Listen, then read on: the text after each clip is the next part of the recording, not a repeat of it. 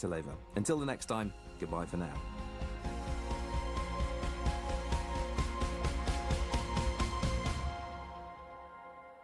From the BBC, that was The Interview. I'm Saroja Coelho. CBC News is next. Good morning, Manitoba, and hello, Winnipeg. I'm Marcy Marcusa. This is Information Radio, and we're live in our CBC studios downtown here. It feels like fall, but actually it's warmer than usual. But we've got that wet weather, a few more leaves down this morning. It's going to stay cloudy with showers in Winnipeg for this morning, and winds will be gusty with a high of 12 degrees. So that's what it's looking like. Thanks for joining us in the morning show. We're here till 8:37 on 89.3 FM, 990 AM on that app or on YouTube. Our YouTube producer, Darren Marash. Morning, Darren. Also, good morning to Abby Adeyemi, who's our senior tech in the show behind the board. Abby will cover the weather today. And then Corey Funk will be on the air covering the commute. Corey is our show director. It is, as mentioned, 3 minutes to 6 o'clock. A national and international news on world report coming up. Both coming up with big wins, both with certain ties. The Jays tying the series and Mark Scheifele tying a franchise record for most points. We're going to hear all about it in our next local news coming up at 6:30. Yes, please, let's talk all about it. Yes. All right, thanks, Heather. You're welcome. Yeah, good news for sports fans last night. Let's look at the current conditions just for a moment here because they are varied. There's fog up in the Paw. It's cloudy in Winnipeg. It's raining in Brandon and in Dauphin. And it is misty in Norway House. So lots of things going on with the sky. Well, socks are needed, and Socktober's back. As the cold trickles in, so does the need for warm socks for folks. We're going to talk to Main Street Project about the need this year. Also, as health ministers meet in Calgary, Alberta health groups are pushing for a full national ban on flavored vapes. This is the part two of an interview we started yesterday talking about the ongoing concern, including from the World Health Organization about vaping and especially young people. And we're going to hear a CBC Marketplace investigation into AGM renovations. Host Ashley Tomlinson will bring us those details and tell us about that company. So stay tuned. It's all still ahead on the show.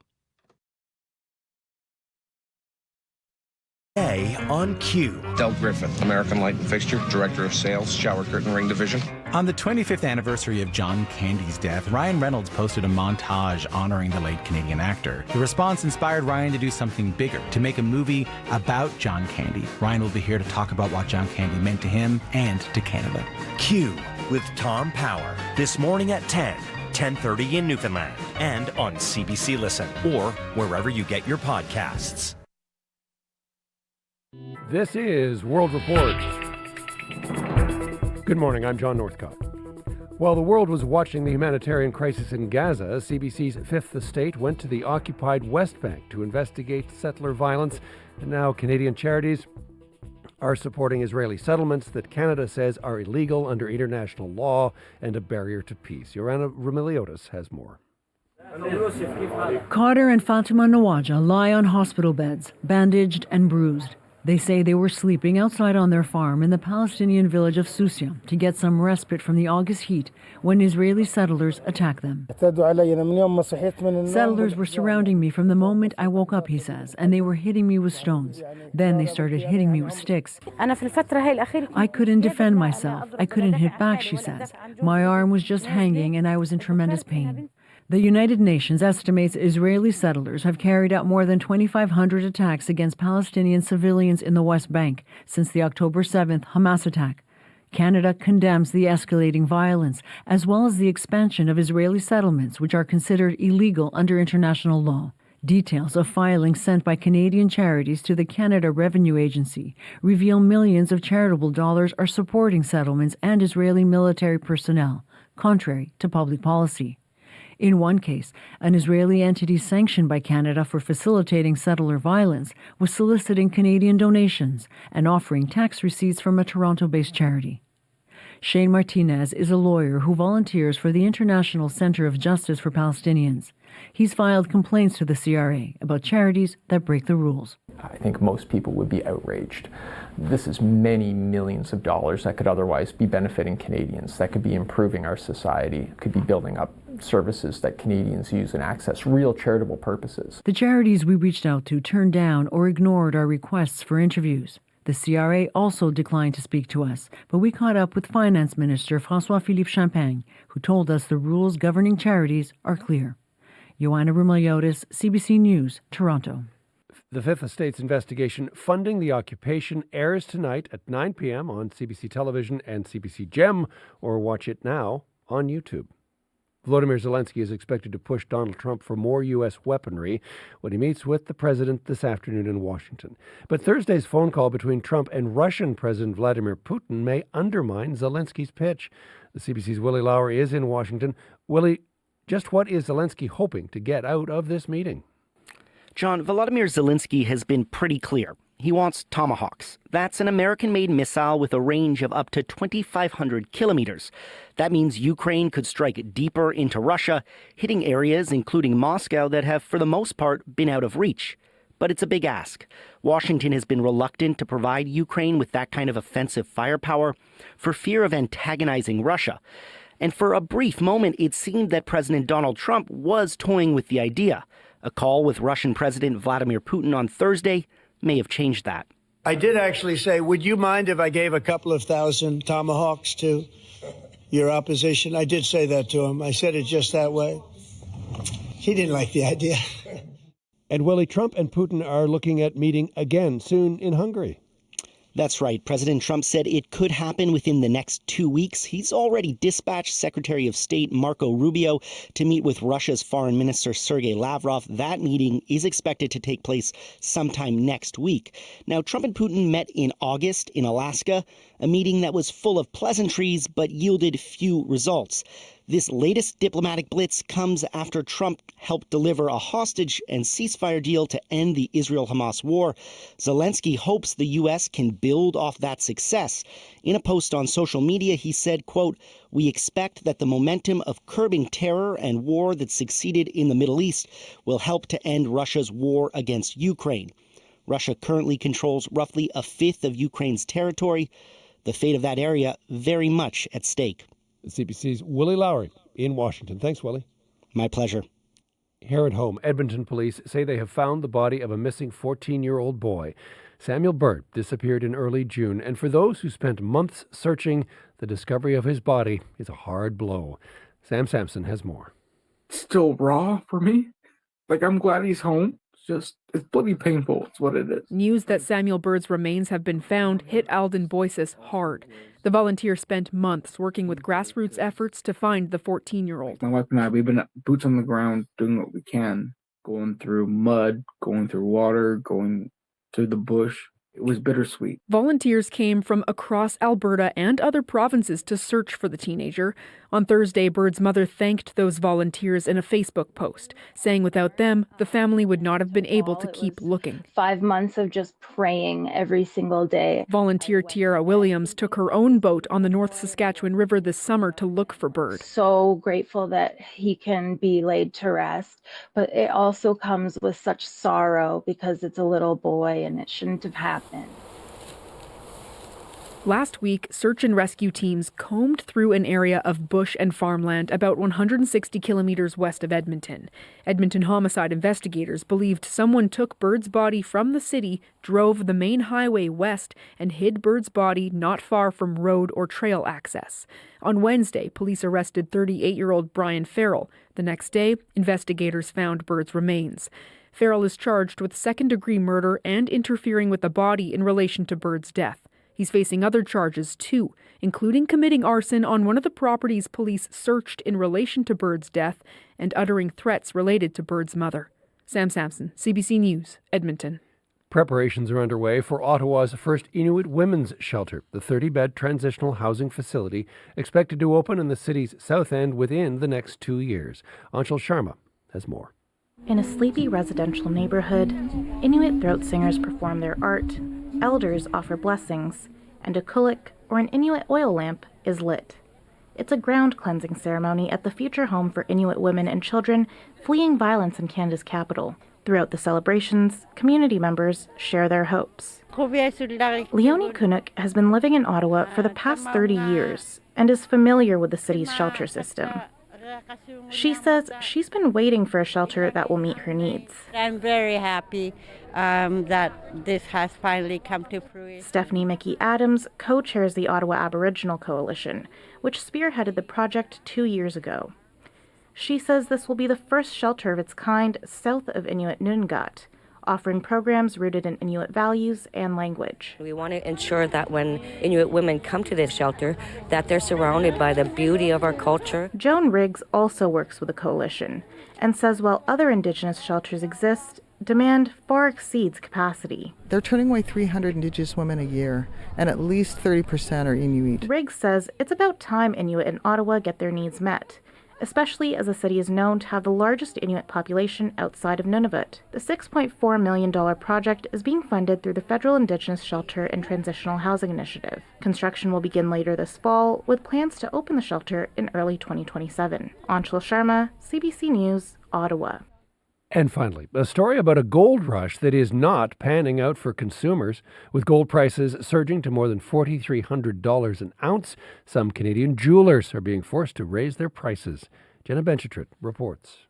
There are certain products that we've already had to increase the pricing on. The high cost of gold isn't sustainable for Vancouver-based jewelry designer Melanie Ault, and an uptick in silver prices isn't making it easier. The company now sells less fine jewelry and relies on cheaper materials like wood, leather, and stone. We're seeing both of the main materials that we use increasing drastically, and I think it's severely affecting jewelry designers and then the consumer base in turn. Brands like Toronto's Majori, which says it makes accessible jewelry, have also raised prices to manage the cost of gold. But another Toronto company, Jenny Bird, is taking a different approach. COO Preeti Kapoor says it relies on supplier discounts and delayed shipments to avoid hiking prices. We're more focused on keeping the jewelry as is, the material as is, and focusing on other ways in our supply chain and in our operating expenses to shave costs to keep our profitability strong. Gold is considered a safe asset when the economy is unstable.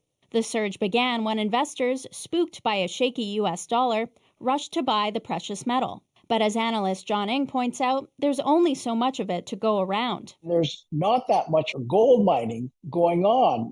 In fact, gold reached peak production 2 years ago. According to Ng, history shows those prices are likely to keep going up. Jenna Benchitrit, CBC News, Toronto. And that is the latest national and international news from World Report. I'm John Northcott. This is CBC News.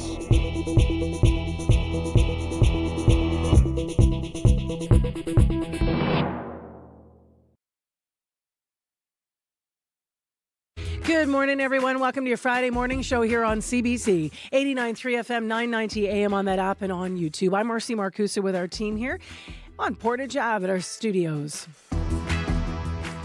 We'll get into the forecast in a moment. Still wet out there and 11 degrees currently. This hour on the program, as we are about to take that turn into colder weather, maybe not next week so much. We're still looking pretty good, but eventually we're going to get there. One of the first needs that comes up when the weather shifts is the need for socks. The need for warm socks. We're going to talk to Main Street Project about their 8th annual Socktober campaign, so stay tuned. That's straight ahead live. Also, a CBC Marketplace investigation has exposed a home renovation business for shoddy work that left clients out of thousands of dollars. We're going to hear more when we talk to a co-host of that show this hour. Plus, we continue to discuss vaping after the World Health Organization identified it as a crisis, especially among young people. Now a growing call to take flavored vapes off store shelves across Canada. And that call has come here before from our Manitoba Lung Association and others in Manitoba. Has not yet happened, and we'll hear what's behind the latest call for the national change. So all of that is ahead. Right now, Heather Wells is in with other updates on stories. Good morning. Good morning. Well, a Point Douglas woman worries her neighborhood is being asked to carry more than its fair share.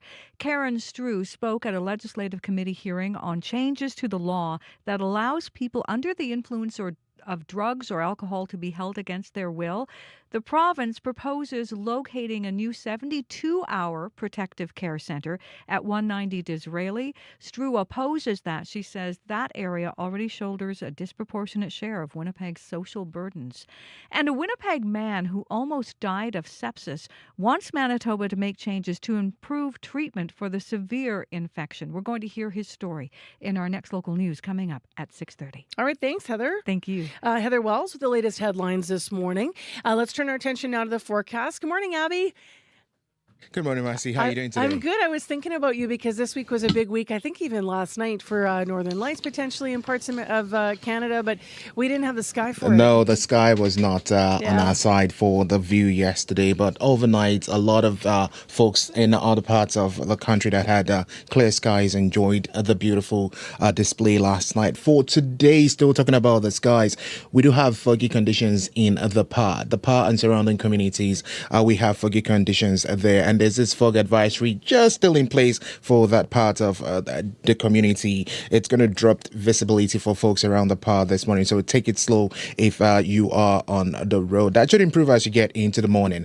But across the province, we're looking at more like I stepped out this morning, Marcy, and I was expecting that cool air I encountered on Monday, but it was kind of just a breezy, warm morning. That's how I felt this morning. So you may feel that this morning as you step outside. The south will stay mostly cloudy. We have rain in the forecast, while the north will see some, clear skies, and some clouds will move in later. Winnipeg, right now, we're looking at 11 degrees in some areas, 12 degrees in some areas, depending on where you are in the city.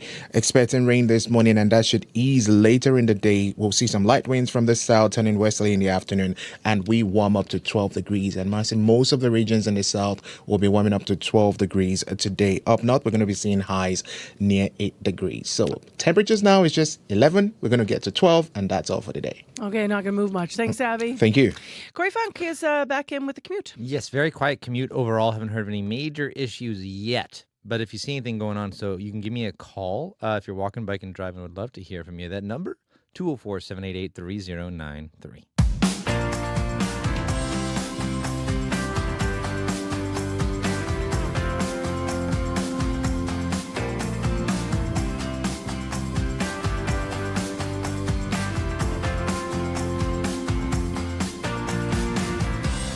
So, when did you put your socks on? It's always a decision that those of us who are privileged enough to have socks make at some point decide to pack away the sandals. That probably happened a few weeks back, maybe. Well, what if you don't have socks to put on your feet? Let's talk about what Main Street Project needs help with. They're trying to collect 30,000 pairs of new donated socks for their annual Socktober campaign. And Adrita Hassan is here early to talk about it. She joins us via Zoom. Good morning. Good morning. Tell me a little bit about the need for socks. I mean, you guys are in your 8th year now, so you know a lot about how this just is always a need, right?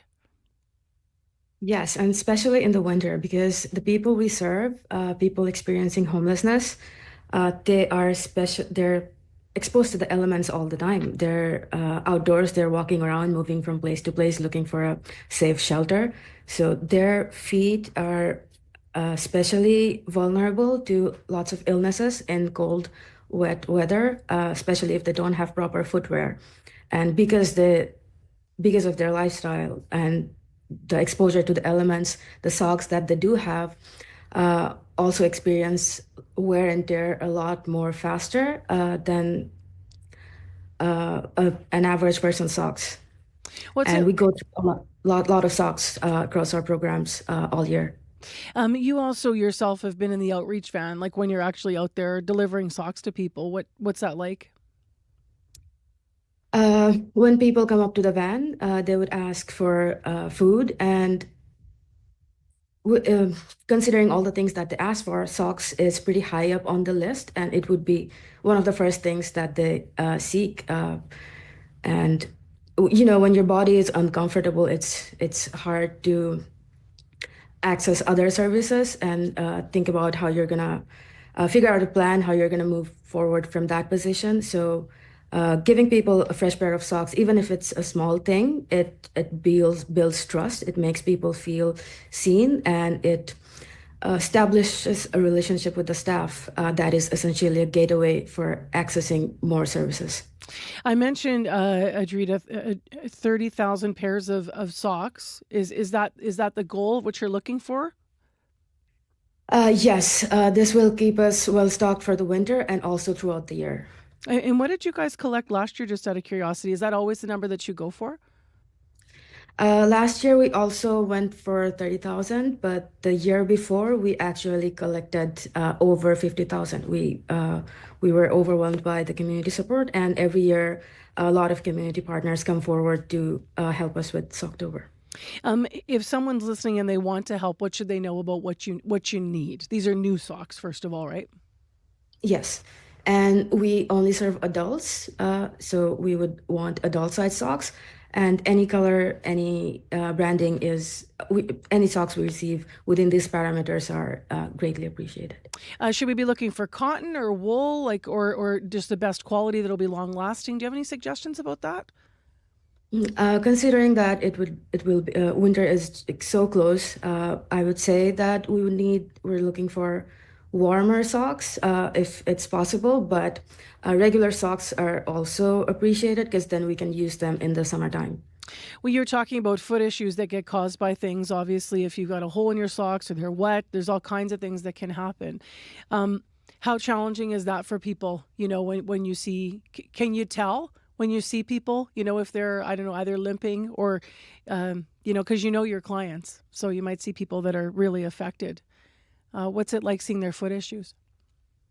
They might develop foot infection or other illnesses, but the most apparent sign is when you have a physical illness is that you will be in a bad mood.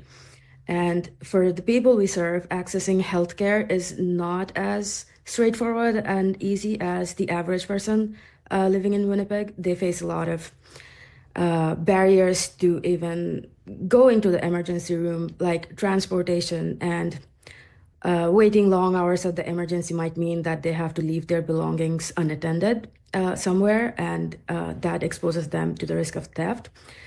So there are a lot of issues involved in getting proper healthcare for their foot issues if they get infected or if they're facing illnesses that people like us don't have to think about.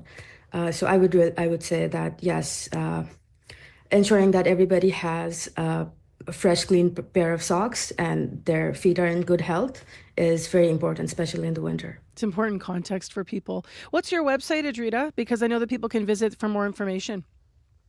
They can just go to www.mainstreetproject.ca and all the Socktober information is right on the homepage. Okay, excellent. Thanks for being here early this morning. Appreciate it. Thank you for having me. That's Adrita Hassam with the Main Street Project. So to learn more and if you want to make a donation, please go to mainstreetproject.ca. There are many people who bring success, innovation, accomplishment, and charity to our community. We'd like you to help us meet some of the best.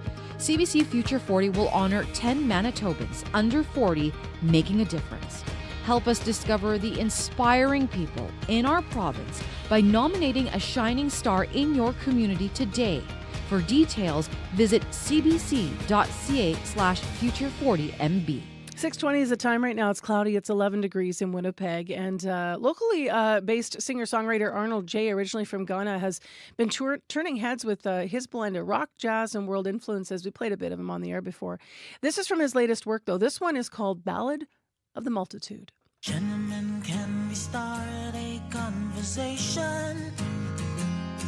Spinning pistols and battles like we're playing Russian roulette.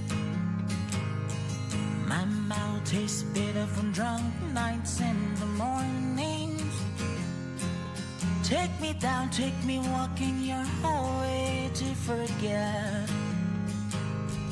Last night I thought I heard an angel's voice. When it dipped the pitch, Miss Smith was saying, parent you boys.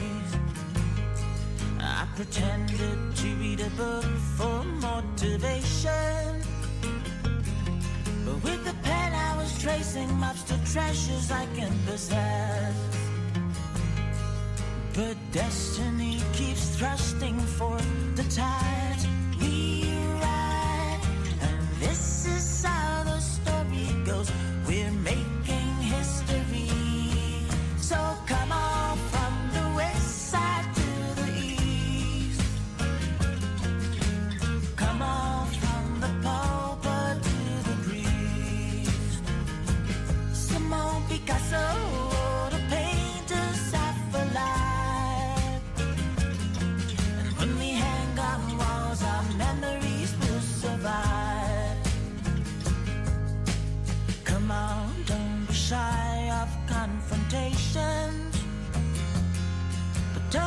swing a fist if you don't know the cost of a mess. Charlie strategized for you do what has never been done. You can attack at night, not all wars are fought under the sun. Sometimes I think of Rose, Mama Marilyn Monroe. She's still waiting in heaven, hoping I'll find a narrow road. But not today, my love, I've earned the invitation. I wanna wander the earth like a dove, oh, wanna show me some love. 'Cause destiny keeps thrusting for the tides we ride. And this is how the story goes, we're making history. So come on from the west side to the east. Come on from the pauper to the priest. Simone Picasso, the painter's satellite.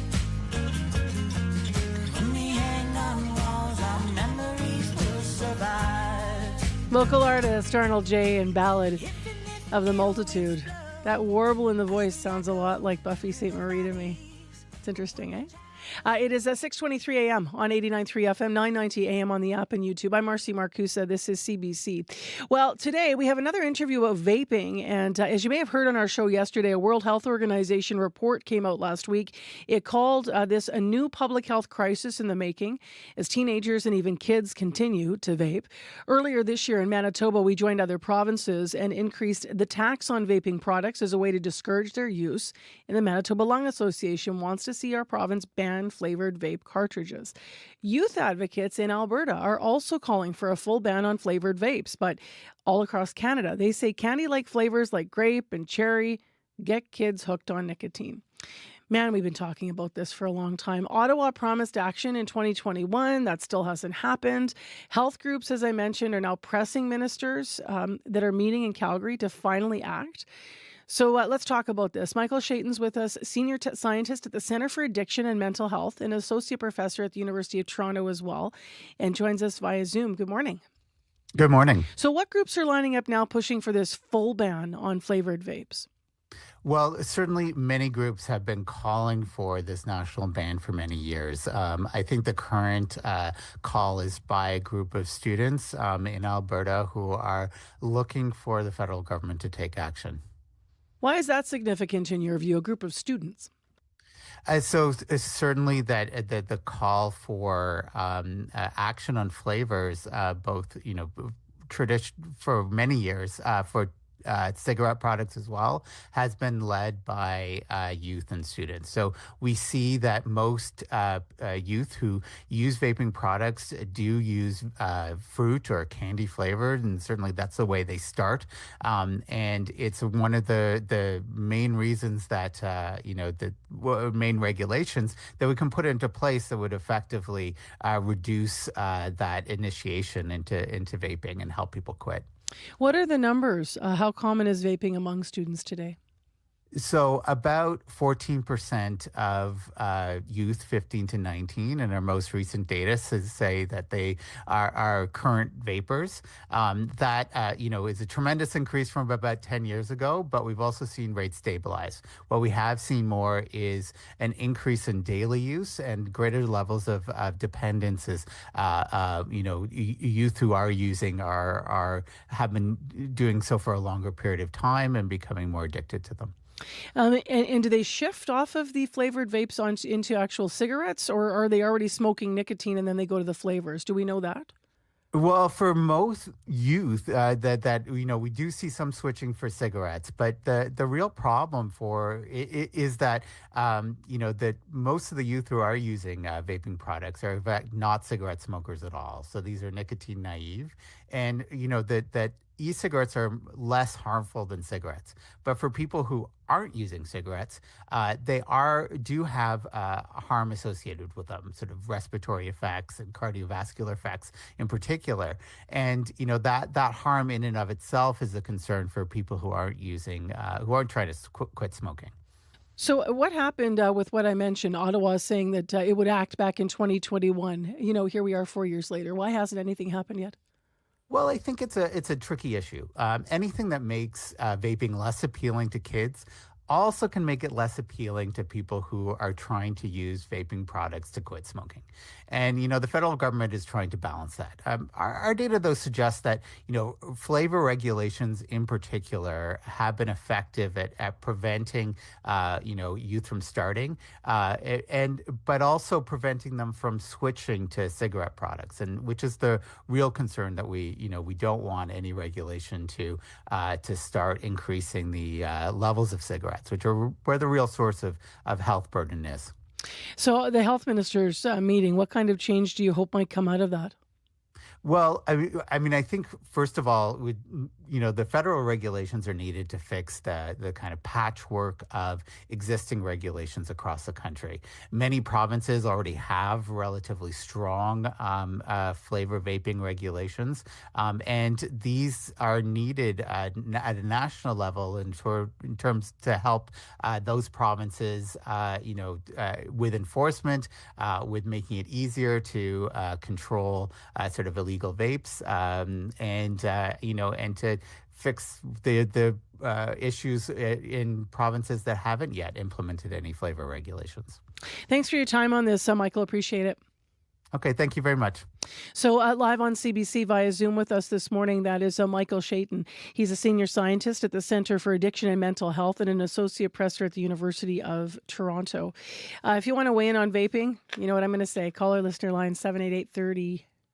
I'm forgetting the listener lines. I'm so tired. 3205. Wow. That's saying something about Friday. Okay, let's talk about the business news here because we have that coming up. Hallie Cotton is going to join us and she's going to talk about the Jays. You might have seen a lot of Toronto fans, Blue Jay fans in the States for this game.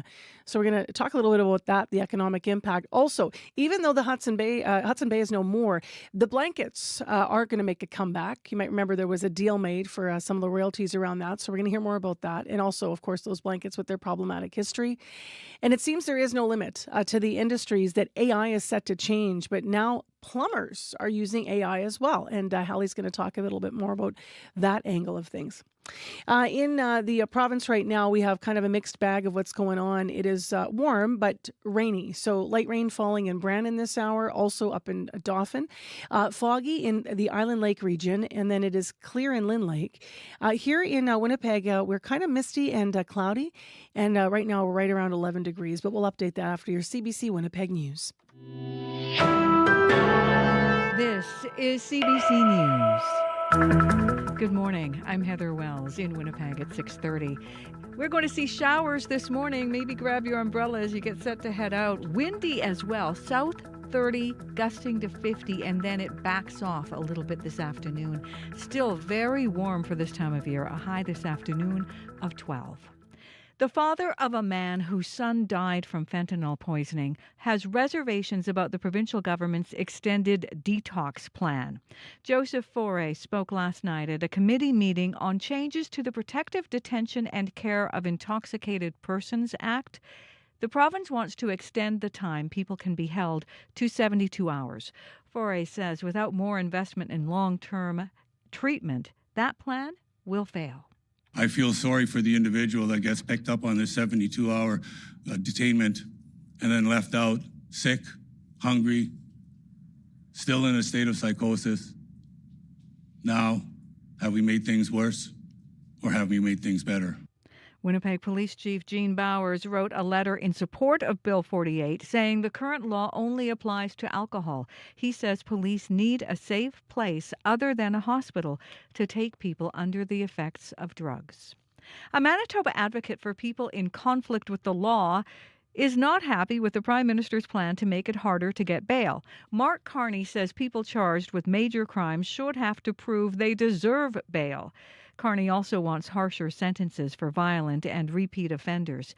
Aidan Enns at the John Howard Society of Manitoba says it's actually unusual for people to commit violent offenses while out on bail. We should not make our legislation on the rare, terrible situations, as grievous as they are, as tragic as they are, and disconcerting that they are.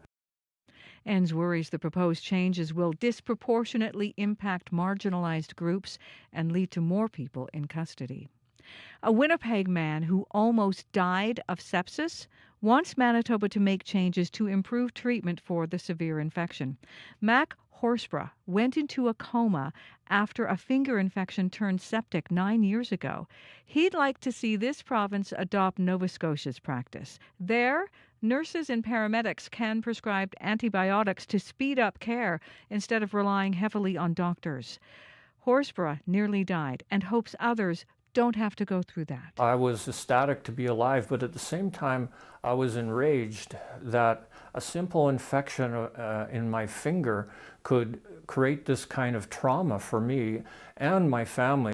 The province says it is looking at the Nova Scotia example, but is currently focused on making sure all patients with sepsis get treated the same way across the province. Ukraine's president is headed to the White House today. Volodymyr Zelensky meets Donald Trump. The U.S. president is dangling the possibility of supplying Tomahawk cruise missiles to Ukraine as a potential source of pressure on Russia. Hear more on that story and other news nationally and internationally coming up on World Report at 7. John Q. Public, a company owned by 12 Manitoba municipalities, has signed a letter of intent to partner with Chemawawan Cree Nation. The idea is to work together to build a rail port south of Winnipeg on 1,000 acres of farmland near St. Adolphe. That project was initiated by the former PC government and now is under review by the current NDP government. RM of Springfield Mayor Patrick Therrien says this letter of intent is about more than just a business relationship. The letter of intent reflects John Q's commitment to partnerships, reconciliation, inclusive economic growth, and collaboration. Therrien says every dollar earned by John Q is reinvested in future projects. The town of Virden has declared emergency response measures because of seriously low water levels in its aquifer. Mayor Tina Williams says they're working to dig a new well as soon as possible. She says after this summer's drought, the current aquifer doesn't have enough water for the town of 3,000. Right now, we are in the process of getting off of that aquifer. It's the aquifer that we went into the summer of 2021, and we've realized that it cannot support our town.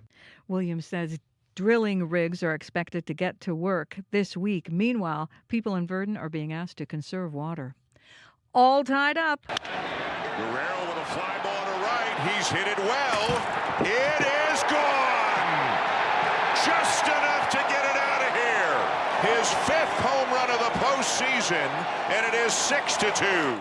The Toronto Blue Jays have now tied the American League Championship Series at 2 games apiece with that 8-2 victory over the Seattle Mariners in Game 4.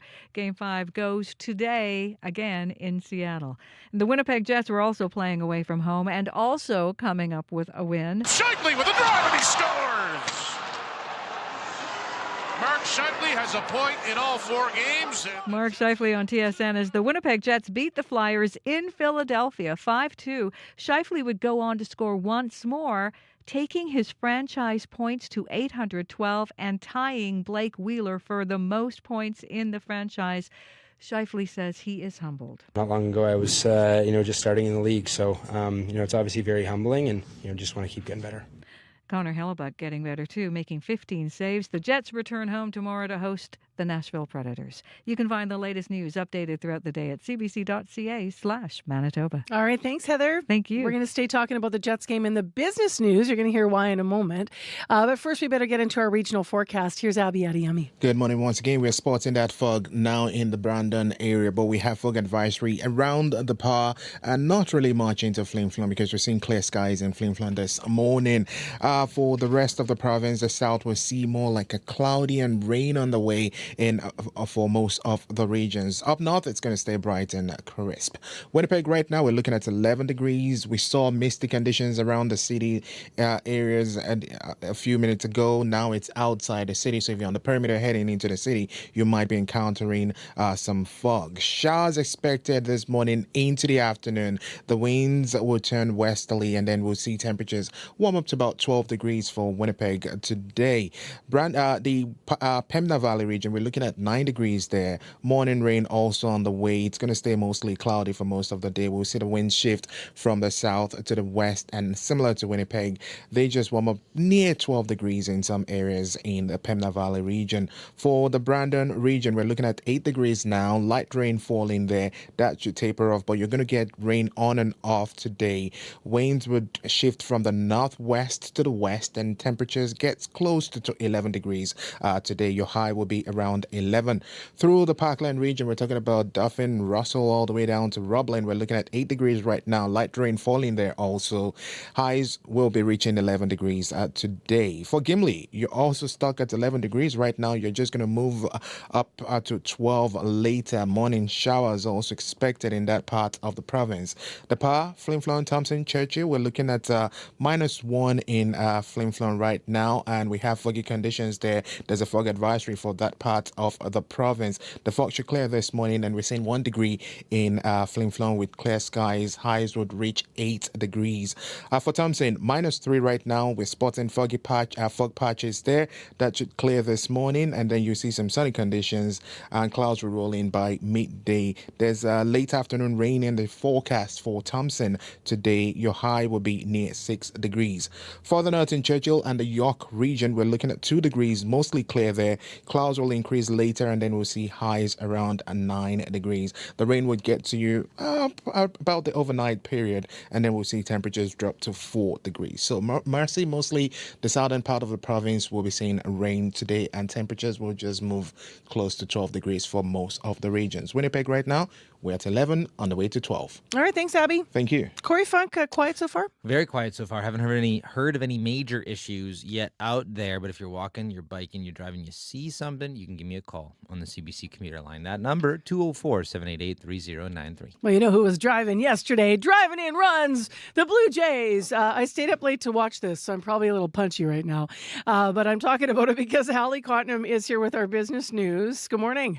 Hi, Marcy. Fun I stayed up last too. night, right? Fun to watch.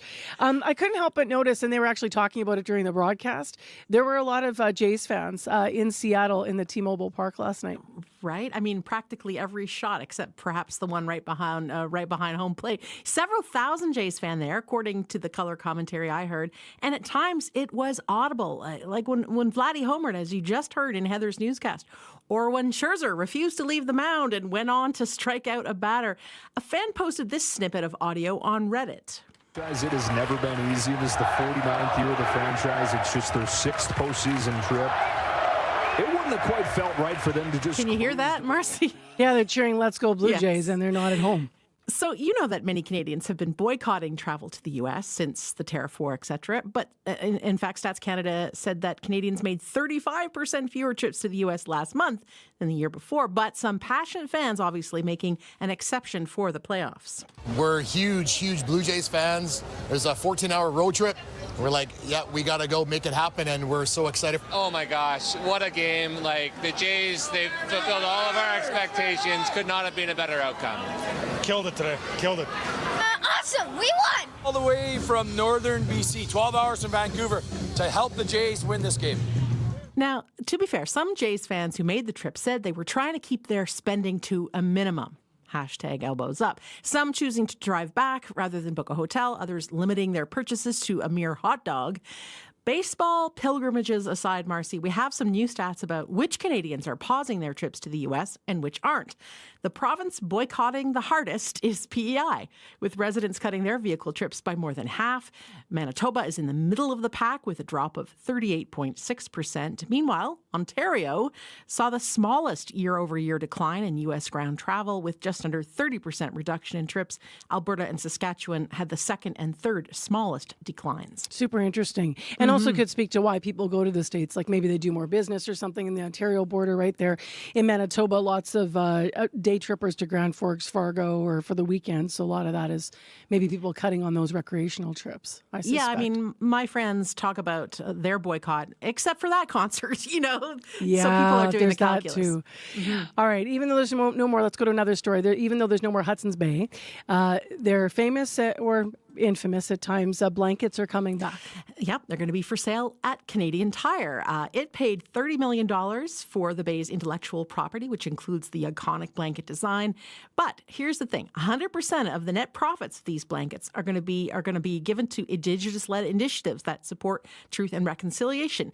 You're right, these blankets have at times had a problematic history. They were used as trading currency by settlers. They spread smallpox to Indigenous communities in the 17 and 1800s. But in modern times, they have been sought after by collectors, a popular wedding gift. And when the Bay went under, the secondhand market of these blankets absolutely took off. So people who like them will soon be able to buy them again at Canadian Tire when they pick up their antifreeze or what have you. Nice juxtaposition. I need antifreeze in a blanket. It also seems, let's do another story here before you go this morning, that there's no limit on the industries that AI is set to change. Now plumbers are going to use it. Yeah, in addition to showing up with wrenches and snakes and wax rings, as I know to my cost just recently, some plumbers are bringing tablets loaded up with the latest version of ChatGPT. It can create invoices and quotes in the blink of an eye, of course, but it can also be used to brainstorm how to fix more complicated plumbing issues. There's some examples coming out of a plumbing company in Milwaukee. The plumbers take a photo, say, of a broken water heater.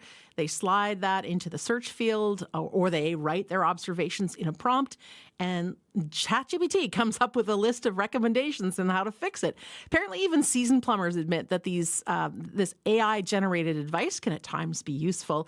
And it's not the first trade to use it. An HVAC company in Florida uses AI to dispatch its technicians without any human involvement beyond the client's initial call. Trade schools are picking up on it too, weaving AI into their programs. An economist at Indeed.com sees it as quite literally another tool in the toolbox, which allows highly paid trades to focus on the hands-on stuff. Super interesting. Thanks, Hallie. Have a great weekend. Thanks, you too, Marcy. That's Hallie Cottenham with our business news.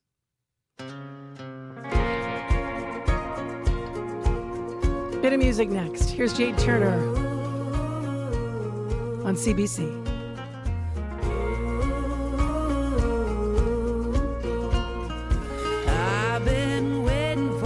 Time to come. I've been listening for that wind to hum. It's calling me. Oh, it's calling me. I've been getting ready for the day, but when those trees would start to sway, the dawn is here.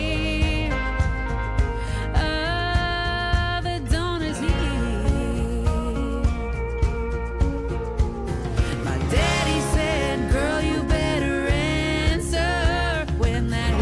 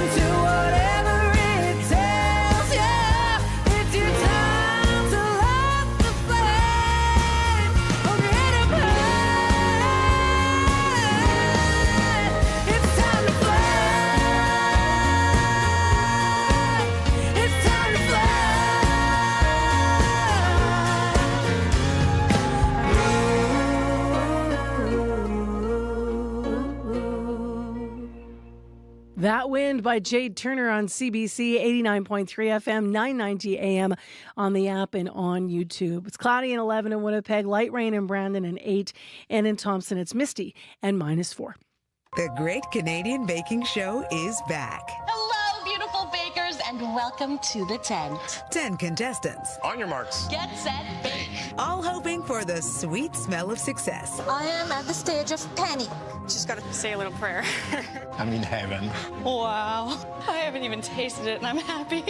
I forgot to put in the eggs. Is anyone else uncontrollably shaking right now? It's a new season of the Great Canadian Baking Show. Watch free on CBC Gem.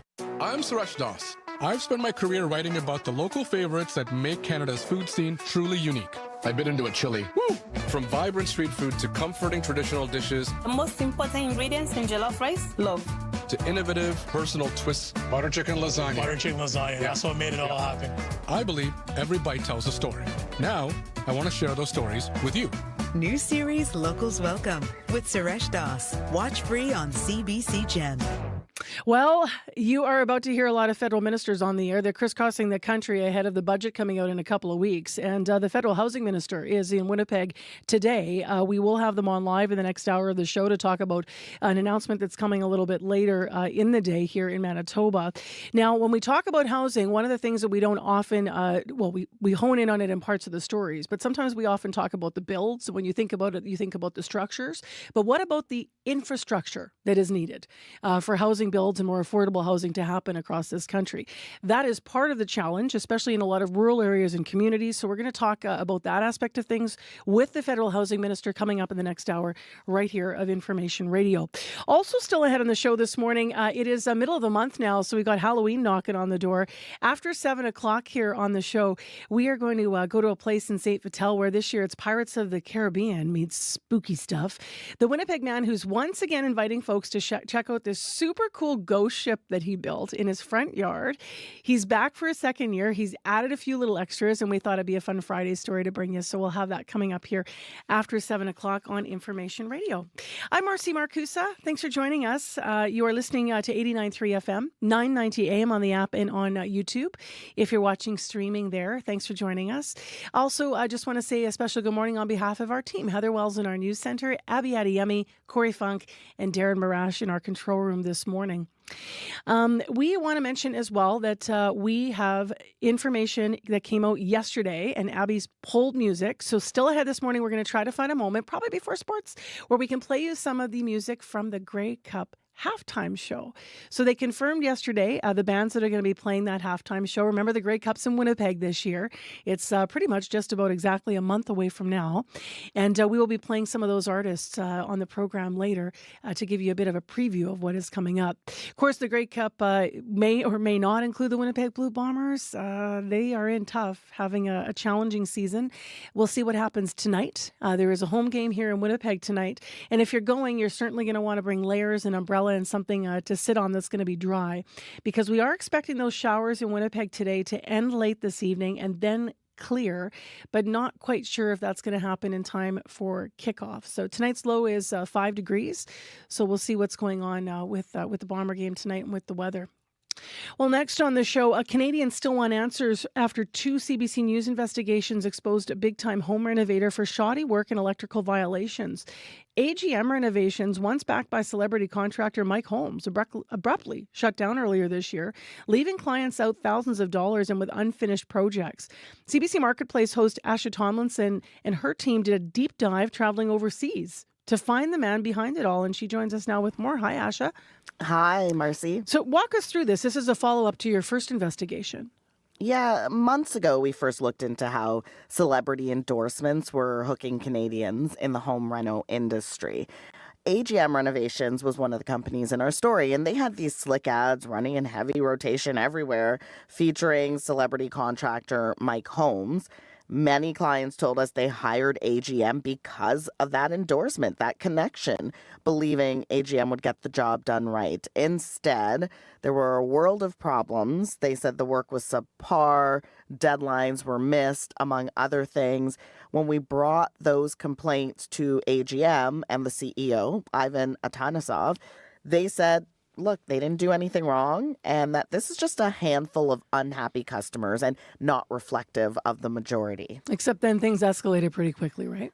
Yeah, a week later, actually, another CBC report, this one by our colleague Sophia Harris, uncovering serious electrical violations. Documentation showed AGM used an unlicensed electrician, which is against provincial law. Again, AGM denied it, but the fallout was immediate. Mike Holmes disappeared from their ads, later cutting ties publicly, posting online that electrical safety is essential and is an immovable red line. The Electrical Safety Authority fined AGM and Ivan $35,000. And just like that, AGM announced it is shutting down, blindsiding a lot of people. There was only this letter sent out as to the reason why from the CEO, blaming CBC's coverage. So they said it was our coverage that damaged the company's reputation and made it financially impossible to continue on. Some clients, like Ramon Guanzon, who we talked to, had paid thousands of dollars up front at that point, right? He had to take out a loan for his basement renovation. The work never even got off the ground. This is what he told us about how he felt. Oh, they scammed me. That's how I felt.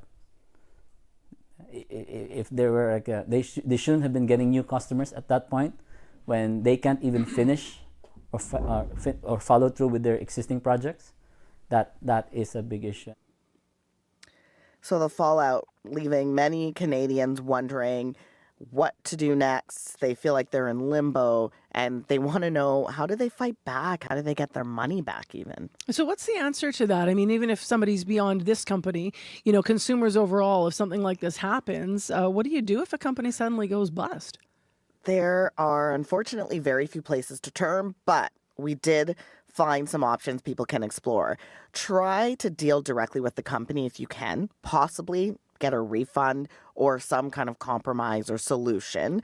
We tried that in this case. We looked for Ivan at 2 Toronto area locations. We actually looked for anyone associated with AGM that could answer some questions, and it was a dead end. Second option for people, though, you can contact your province's Consumer Protection Office. You can report it. They might be able to help. Third option is the legal route. You could go to court, but keep in mind that might get costly, and it's definitely time-consuming.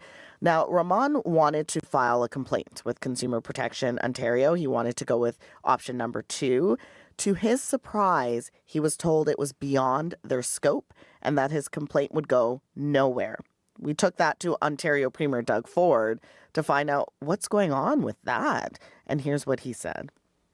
Well, I'm going to look into it, but Consumer Protection Ontario is there for one reason, to protect the people. And I'll dig into it, I promise you.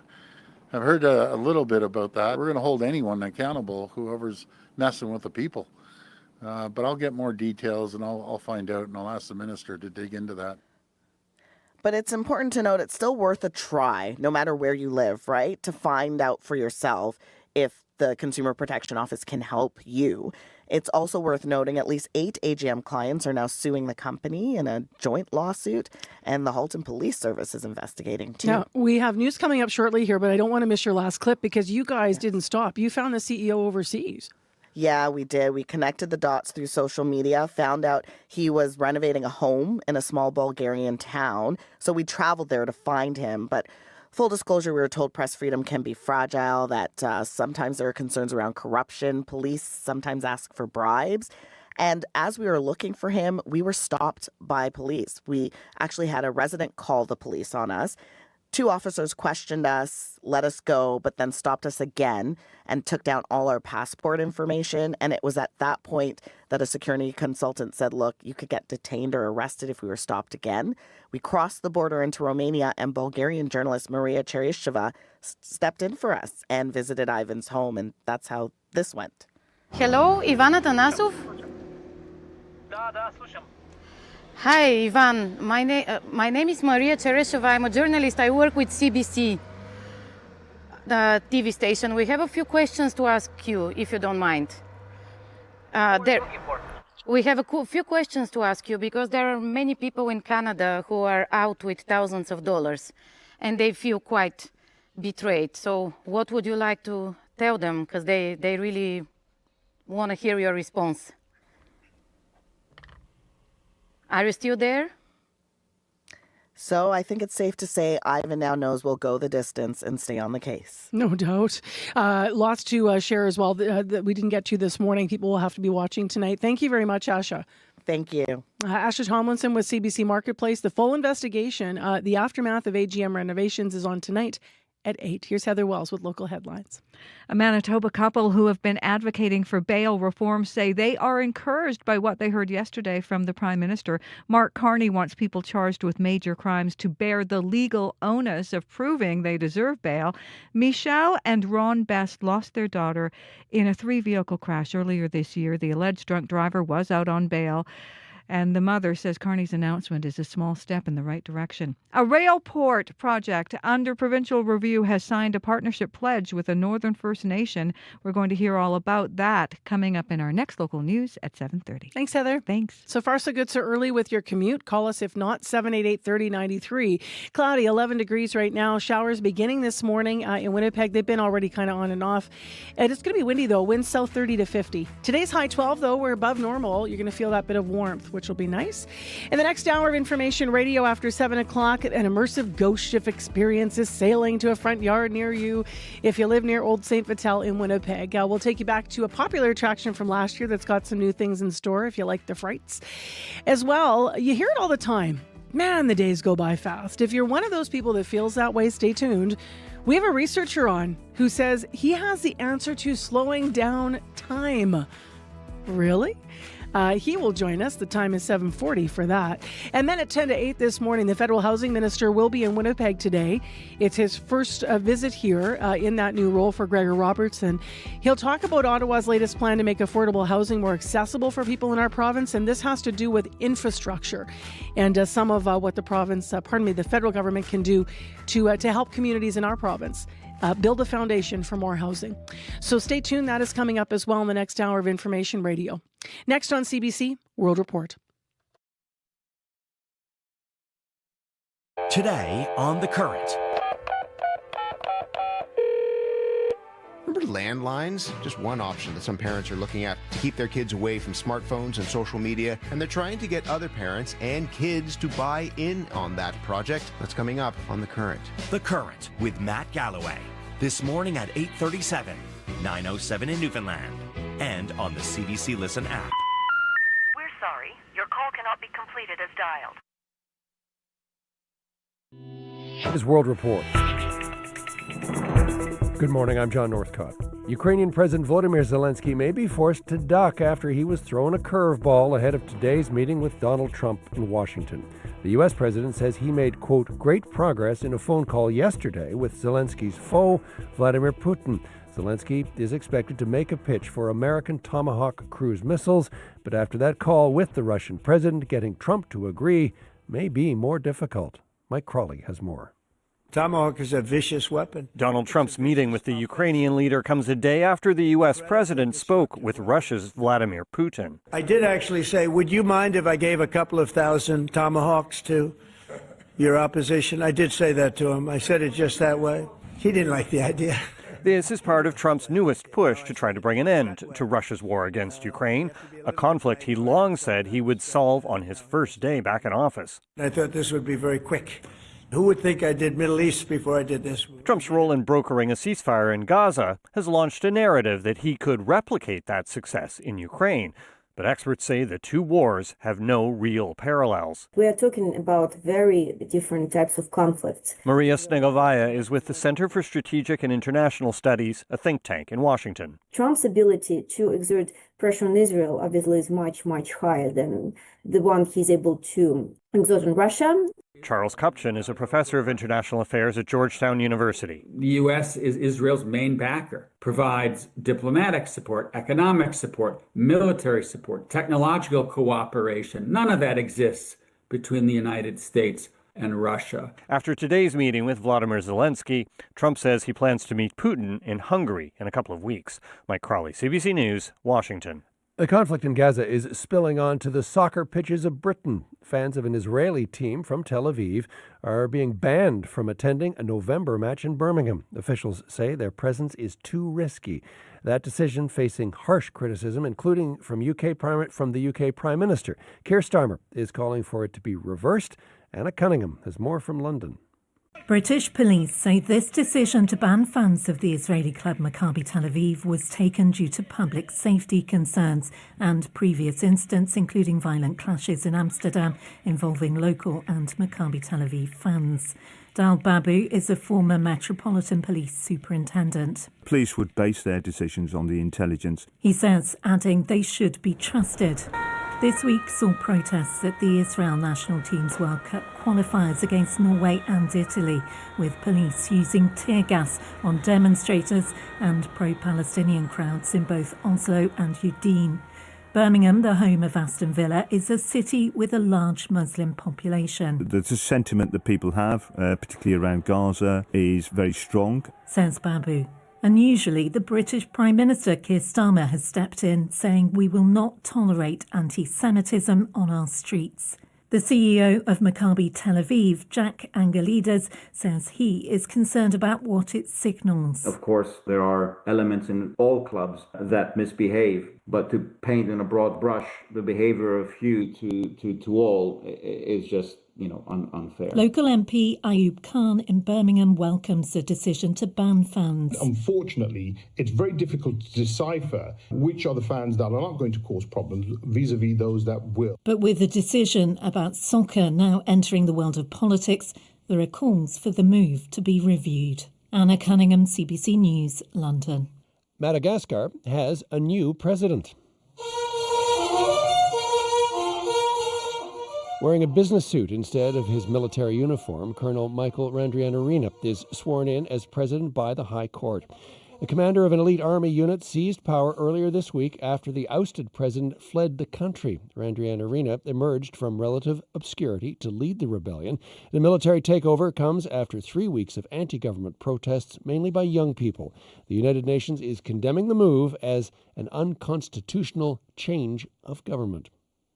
New federal measures to strengthen border security are set to be announced this morning. Prime Minister Mark Carney is in the Niagara region today, scheduled to tour a border crossing facility. The Liberal government proposed new legislation aimed at border security last week. The CBC's Janice McGregor has been following this for us. So, Janice, what more do the feds plan to announce? John, as the Prime Minister and other ministers fan out this morning to talk about border security, they're facing tough questions about why the Liberals have been struggling on this file. The first legislation that Mark Carney's government introduced last spring was that major border bill, but it couldn't find enough support to go anywhere in the minority parliament. So some controversial parts have been stripped out. A do-over bill was introduced last week. The Liberals call this new version streamlined, but it's still trying to execute the stronger border that Canada promised the Trump administration it would deliver. It would still change the Customs Act to give border services agencies more powers to inspect facilities, intercept, confiscate illegal drugs or weapons or stolen cars. But the changes it makes to the asylum system, new eligibility rules, the powers to cancel, suspend, change immigration documents, or cancel or stop accepting new applications altogether. The legislation gives the government fairly sweeping new powers for how it handles foreign nationals at its border. And refugee advocates continue to be alarmed. Janice, the feds pledged to put 1,000 more officers on the border, but the public safety minister recently admitted that the new agents are yet to be hired. What's going on? The government seems to be really struggling to keep this promise. Conservatives in particular have been putting the public safety minister under a lot of pressure in question period and at committee, suggesting that in fact there's scant evidence of any kind of a surge in human resources at the border. At committee last week, senior officials said their current training facility only actually has the capacity to train a couple hundred people at a time, but that a new cohort of about 400 is on its way, and we'll see what next month's budget holds to cover the additional cost of these promises, which could run into the $1 billion range. CBC's Janice McGregor. Thanks, Janice. You're welcome. After his acquittal of sexual assault, goaltender Carter Hart is making his way back to the NHL.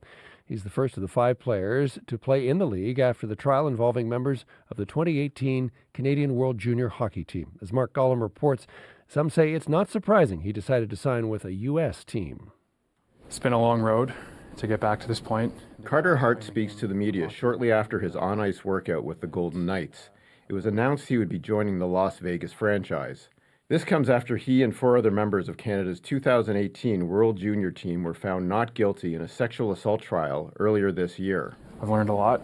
I've grown a lot, and I'm just excited to move forward. I've heard nothing but great things about the city, the community, the fan base. Following the acquittals, the NHL announced that the players would be allowed to sign with teams as of October 15th, but they would have to wait until December to play. Dan Mason, a professor of sport management at the University of Alberta, says it makes sense that Hart would join an American team. There's not the same level of scrutiny that the players received as a result of the trial. Julie McFarlane, director of Can't Buy My Silence Canada, said she is not surprised that the players would continue to move through the ranks after the acquittal. The shock that people might feel that somebody who was recently on trial for sexual assault is going to be continuing to play professional hockey simply comes back to the process of what happened here. Hart had been the starting goalie with the Philadelphia Flyers for 6 seasons. He took a leave of absence just before the sexual assault charges. Last month, the Flyers announced he would not be returning to the team. In a statement, the Golden Knights said it expects their players to meet their team's standards. Mark Gollum, CBC News, Toronto. And finally, some drama from the Blue Jays' 8-2 win last night that tied the ALCS. Max sure doesn't think he's coming out there to say you get one more hitter. It happened in the 5th inning. Manager John Snyder jogged to the mound to pull veteran ace Max Scherzer. But Scherzer, known as Mad Max, simply wasn't having it. The Hall of Famer just glared down his skipper and refused to leave the game. Snyder, who let him stay in and was rewarded with a crucial out, later described the confrontation. I thought he was going to kill me. It was great.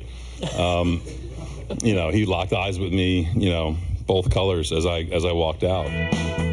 Scherzer has one blue eye and one brown. The drama setting the stage for Game 5 tonight.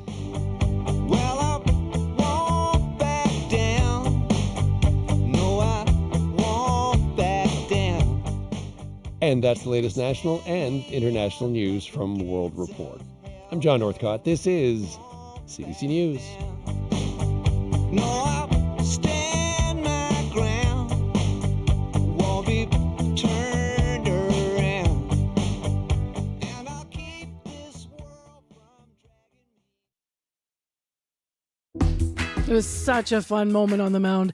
Good morning, everyone. I'm Marcy Marcuso. Welcome to Friday Morning Show here on CBC. We're live in downtown Winnipeg on 89.3 FM, 990 AM on that app and YouTube.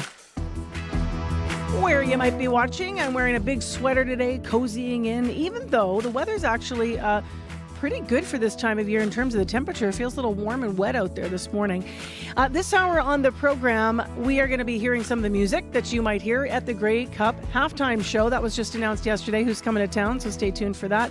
Also, Halloween's around the corner. There's an immersive ghost ship experience that's sailing to a front yard in Old St. Vital.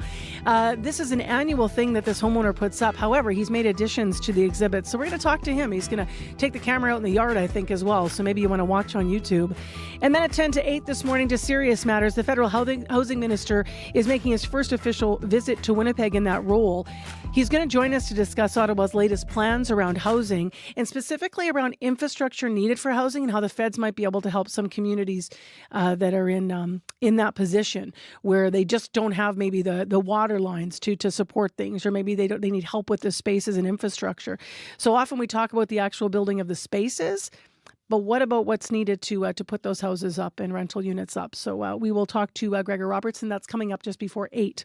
Right now, Heather Wells is in with other local news and headlines. Good morning. Good morning. Well, a Point Douglas woman worries her neighborhood is being asked to carry more than its fair share. Karen Strew spoke at a legislative committee hearing on changes to the law that allows people under the influence of drugs or alcohol to be held against their will.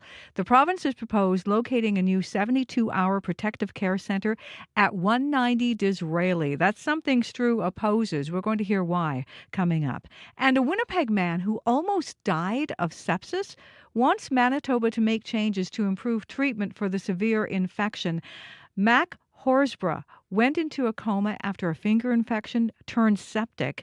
He wants to see the province do what Nova Scotia is doing, and we're going to hear more on that story as well as other news coming up at 7:30. Thanks, Heather. Thanks. Into the weather forecast now with some better detail than I provided. Abby, what's up? Yeah, we're still dealing with that fog in the PA and nearby areas, but that should clear as you get into the morning. For now, the visibility is really dropping to close to zero in a lot of communities in that area. So you need to take care of your on the roads. But across the province, the south, we're going to see cloudy conditions, rain on its way to most regions. We're already seeing rain in Brandon and around Dauphin at this time, while the north will be seeing skies, more like sunny skies and clear conditions there. Winnipeg right now, we're looking at 11 degrees this morning with rain starting soon. We get to 12 degrees later and then clear conditions and we drop to 5. Brandon, Dauphin, Gimli, we're seeing highs hover between 11 and 12 degrees. Rain will continue this morning and then it clears tonight. Up north, we're seeing freezing fog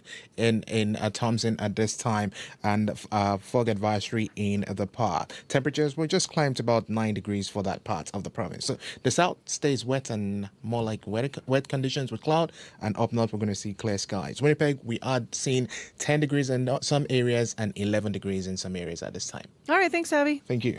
If you're having a problem with your commute this morning, call us. Right now, so far, so good. 788-3093.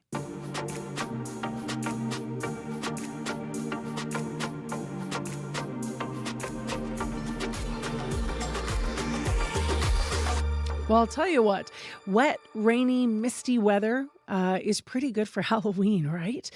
We might be in the middle of the prairies, but if you're craving a nautical adventure that looks good in the fog, you can find one here in Winnipeg's Oct.17th. Kevin Bacon is the homeowner who lives in the place where we're about to take you. Last year, he built this sunken ghost ship in his front yard for Halloween out of scrap wood, and he put together this whole immersive mystery element. Well, he's back this year, but this time there's some new things. And he is in, I think it looks like the ghost ship based on this shot on our stream here. Hi, Kevin. Hey, how's it going? Good. So are you right inside the bow of the ship there? Yeah, right now I'm in the, I call it the captain's quarters. So he's sitting beside me over here. I don't know if you can see him. He looks like he's in some poor health. Yes, a little skeletal. Absolutely. Yeah, yeah, that's exactly it. For people that weren't a part of this last year and didn't visit your display, I mean, surrounding you in the captain's quarters, all of the wood lap walls, look like ship lap walls. And then even down to the porthole cut out in the back. And you've got the lantern going on and off. Tell us a little bit about, for those that missed last year, what motivated you to go to such great detail for Halloween? Honestly, just always loved Halloween. Even as a kid, I was turning my room into a little haunted house. And now I own a house and I can kind of go big. So last year I built half of this ghost ship. It was just the rear of the ship. And this year I added the whole front to it.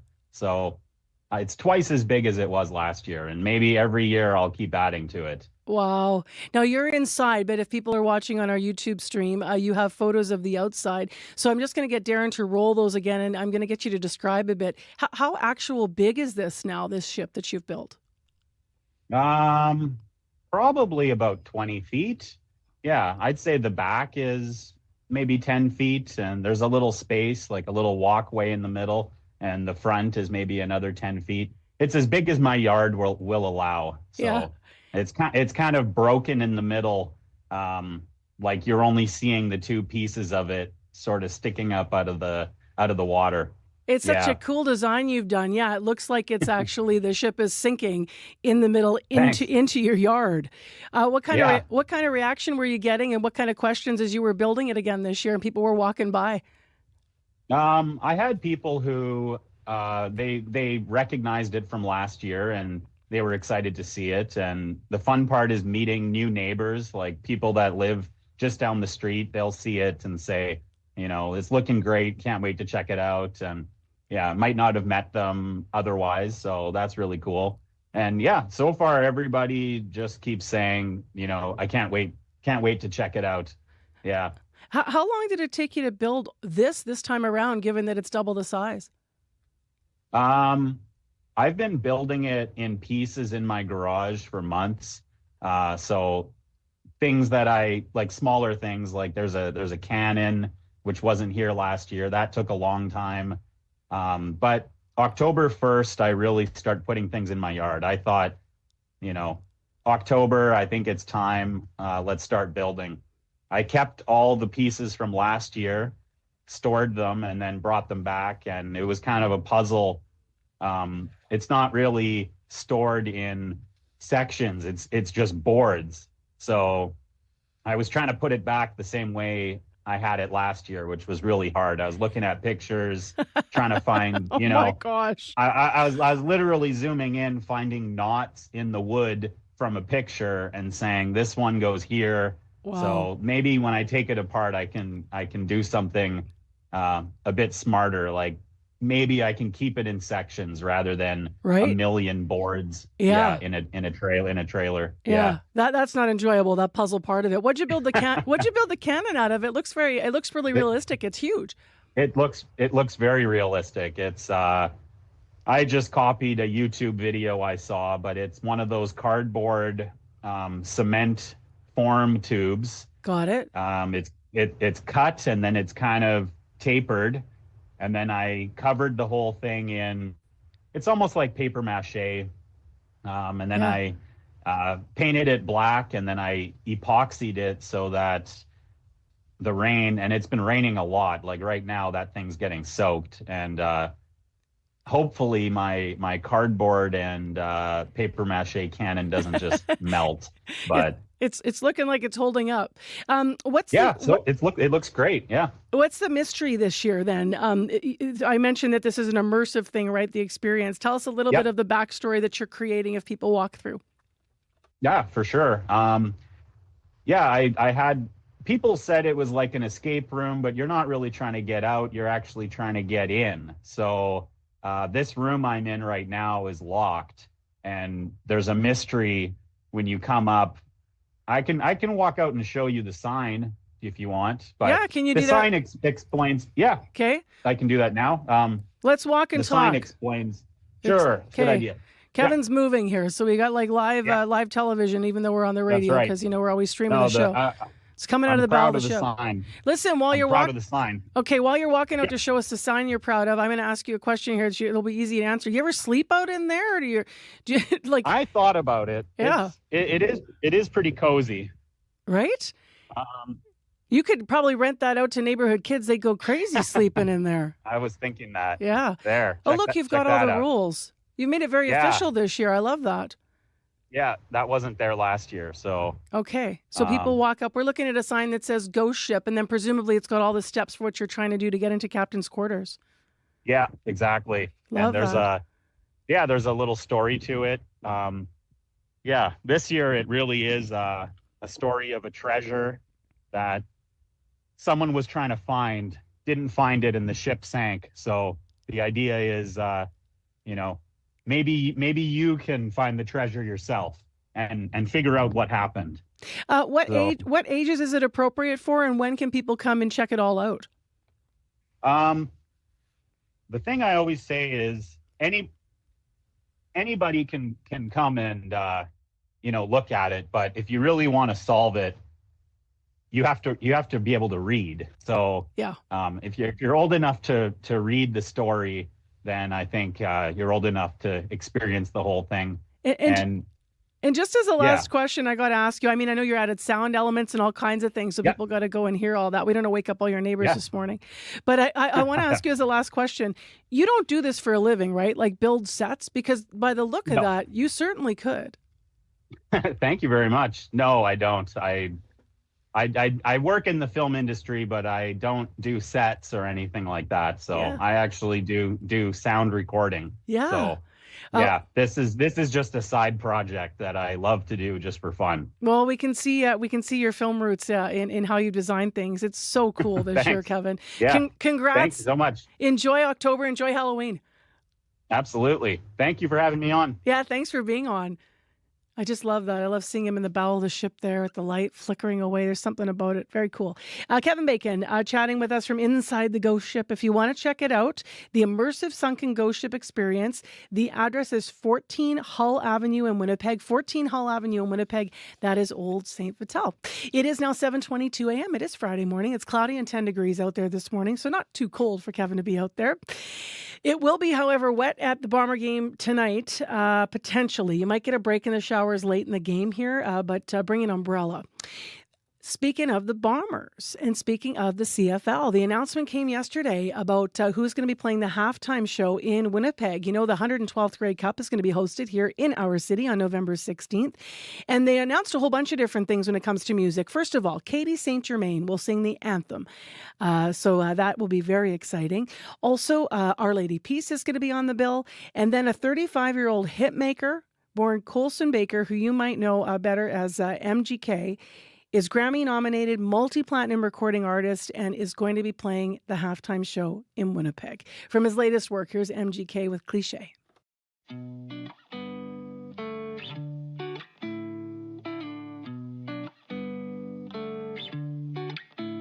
Tell me, would you wait for me? Baby, I'm a rolling stone. I got a lot of right in me, but I don't wanna say this wrong. Tell me, would you stay with me? Maybe we can make this home. You should run away with me, even if you're better off alone. I like that you like me. I kissed your lips, you got good taste. I like that you like me. I can close my eyes and draw your face. If you take this chance, I'll give you oxygen to breathe me in, but I'll say sorry in advance. My head's a mess, it's like that every day, and I'll try my best. It sounds cliche, but tell me, would you wait for me? Baby, I'm a rolling stone. I got a lot of right in me, but I don't wanna say this wrong. Tell me, would you stay with me? Maybe we can make this home. You should run away with me, even if you're better off alone. Your name is a neon light in the sky where darkness surrounds us. Let's leave this town, get married, go to Vegas and create nostalgia. Tell me, will you save this dance? I feel my knees get weak beneath me. I know this night might be our last. My head's a mess, it's like that every day, and I'll try my best. It sounds cliche, but tell me, would you wait for me? Baby, I'm a rolling stone. I got a lot of right in me, but I don't wanna say this wrong. Tell me, would you stay with me? Maybe we can make this home. You should run away with me, even if you're better off alone. Tell me, would you wait for me? Tell me, would you wait for me? Tell me, would you wait for me? Baby, I'm a rolling stone. I got a lot of right in me, but I don't wanna say this wrong. I don't wanna say this wrong. Yeah. Tell me, would you wait for me? Machine Gun Kelly, MGK, going to be playing the halftime show at the Grey Cup Festival here in Winnipeg. Well, at the Grey Cup game in Winnipeg. Remember the festival, though, because the city is going to be buzzing with excitement as fans come to town from across the country for the Grey Cup. The game's November 16th, but from the 10th to the 16th, the festival and all kinds of artists. Well, let's keep talking about morning sports at 7:25 in your Friday morning here on CBC, because it's time to talk to Paul McGowan about other things going on. Hello. Good morning, Marcy. I watched all of this last night. The Blue Jays have tied the series with Seattle, and boy, did they ever. What a game last night. They're now at 2 games apiece in this. Yeah, what a game. I stayed up as well. And you know what? I have 10 different moments from this game that I would love to talk about. Let's start on the mound, though. I said yesterday that we didn't know what we were going to get from Max Scherzer, and he did get off to a shaky start. Walked a couple of batters in the first, gave up a solo home run in the second, but then the Jays grabbed the lead in the third inning, and Scherzer locks in. He ends up pitching into the sixth inning last night, in part because even though manager John Schneider jogged to the mound in the fifth inning, Scherzer lobbied heavily to stay in the game. I've been waiting for that all year, for Max to yell at me on the mound. And I think at that point, you know, there's numbers, there's projections, there's strategy, and there's people. So I was trusting people. And manager John Schneider trusting Max Scherzer, even though he also added that he thought Max Scherzer was going to kill him for coming to the mound.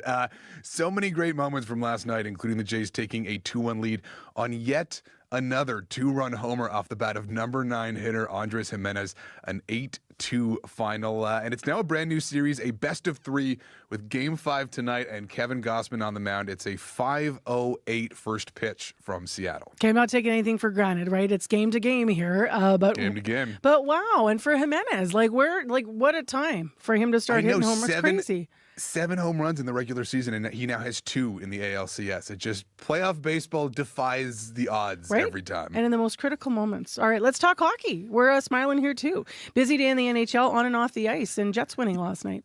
Yeah, in Philadelphia, they get a 5-2 final over the Flyers to win their 3rd straight game. And Mark Scheifele had a pair of goals last night, including a power play marker in the 3rd period. And with that second goal, Scheifele tied longtime teammate Blake Wheeler for the most points in franchise history. It's obviously very humbling. You know, not long ago I was, just starting in the league. Wheels was, a guy that taught me so much. So to obviously be tied with him is a huge honor.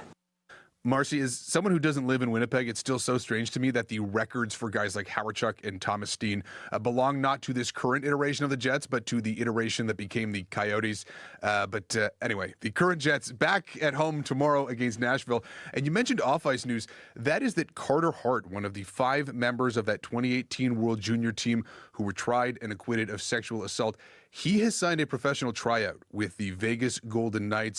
So no guarantee that we see him, no guarantee that it turns into an NHL contract, but it will be fascinating to see how he's received if he does catch on with Vegas. And let's go to the CFL. The Bombers are looking to clinch a playoff spot tonight. They're going to need some help, though. Yeah, the first order of business, though, is beating the Riders at Princess Auto tonight. And the Riders, nothing left to play for this year, so they are resting a bunch of guys who are dealing with bumps and bruises, including quarterback Trevor Harris. The Bombers, though, aren't at full strength either. Nick Dembski out with that hamstring injury, which Zach Collaros acknowledged will require a bit of an adjustment. Just everybody as a group has to understand what their job is, even more, obviously. And as I always tell you guys, Nick does a ton for us. So when he's not out there, it can make stuff difficult. So it's imperative for us, not just this week, but every week to make sure that, we understand if in a worst case scenario he's not playing, what we need to do to continue to execute. As you said, Marcy, they need some help. So a Bombers win and a Stamps win or Elks loss would clinch them a playoff spot. So the Elks are playing tonight. So by the end of the night, the Bombers could have that East crossover clinched. I hope so. All right. Thanks a lot. Have a great weekend. Thanks, Marcy. So the Bombers tonight at home. And also, of course, as Paul was mentioning there, Paul McGowan filling in for Scott Regier. The Jays game's on early, so just after 5 o'clock this afternoon Central Time. Your CBC Winnipeg News is next. This is CBC News. Good morning. I'm Heather Wells in Winnipeg. At 7:30, it is 10 degrees. Warm, wet, and windy for Winnipeg on Friday. Today's high is 12, and that is still above normal. A Point Douglas woman worries her neighborhood is being asked to carry more than its fair share. Karen Strew spoke at a legislative committee on changes to the law that allows people under the influence of drugs or alcohol to be held against their will. The province has proposed locating a new 72-hour protective care center at 190 Disraeli, something Strew opposes. Our neighborhood already carries a disproportionate share of Winnipeg's social burdens. We lack essential services such as grocery stores, laundromats, cafes, and yet we host multiple treatment and detox centers, drinking establishments, pawn shops, and scrap metal businesses that sustain a local criminal economy. Mayor Scott Gillingham submitted a letter to the hearing supporting the bill, saying the law needs to be updated to deal with the more powerful drugs on the street today. A Manitoba couple who have been advocating for bail reform say they are encouraged by what they heard yesterday from the Prime Minister. Mark Carney wants people charged with major crimes to bear the legal onus of proving they deserve bail. Michelle and Ron Best lost their daughter in a 3-vehicle crash earlier this year. The alleged drunk driver accused of causing that crash was out on bail at the time. Best says Carney's announcement is a small step in the right direction. Change is good. Without question, we will never dispute that. But I think how much change? We don't need baby steps right now. We need great big changes to this bail system. Carney's proposed legislation would also introduce harsher sentences for violent and repeat offenders. A Winnipeg man who almost died of sepsis wants Manitoba to make changes to improve treatment for the severe infection. Mark Horsburgh went into a coma after a finger infection turned septic 9 years ago. He would like to see this province adopt Nova Scotia's practice. There, nurses and paramedics can prescribe antibiotics to speed up care instead of relying heavily on doctors.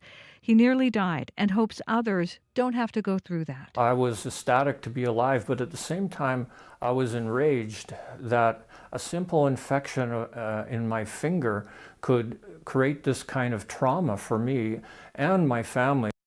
The province says it is looking at the Nova Scotia example, but it's currently focused on making sure all patients with sepsis get treated the same way across Manitoba. New federal measures to strengthen border security are going to be announced this morning. Prime Minister Mark Carney in the Niagara region scheduled to tour a border crossing facility. The Liberal government proposed new legislation aimed at border security last week. You can hear the latest national and international news coming up on World Report at 8. John Q. Public, a company owned by 12 Manitoba municipalities, has signed a letter of intent to partner with Chemawawan Cree Nation. The idea is to work together to build a rail port south of Winnipeg on 1,000 acres of farmland near St. Adolphe. The project was initiated by the former PC government and is now under review by the current NDP government. RM of Springfield Mayor Patrick Therrien says this letter of intent is about more than just a business relationship. The letter of intent reflects John Q's commitment to partnerships, reconciliation, inclusive economic growth, and collaboration. Therrien says every dollar earned by John Q is reinvested in future projects. Water levels in Verdon's aquifer are dropping, threatening the local water supply. Officials in that western Manitoba town warn people there to limit their water use for now as it works to dig a new well. Faye Horn is worried. She runs Flower Attic and Gifts in Verdon. We depend on water for our business and the quality. We need good quality too to protect the flowers. Well, we'll just try and use less at this point until they get it resolved.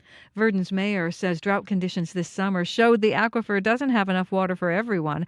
At the advice of experts, the town is working to drill a new well near Verdon's older water supply source, and the goal is to have the water flowing as soon as possible. In Big League Baseball, a big win. Guerrero with a fly ball to right. He's hit it well. It is gone, and it is 6-2. The Toronto Blue Jays have now tied the American League Championship Series at 2 games apiece following an 8-2 victory over the Seattle Mariners in Game 4. And Game 5 goes today in Seattle. And tying a franchise record. One-time shot! Shifley scores! A bullet, he's got another, and it's 4-1. Mark Shifley on TSN as the Jets beat the Flyers in Philadelphia. 5-2 was that score. And the goal was Shifley's 812th career points, tying Blake Wheeler for most in the franchise. He says he is humbled.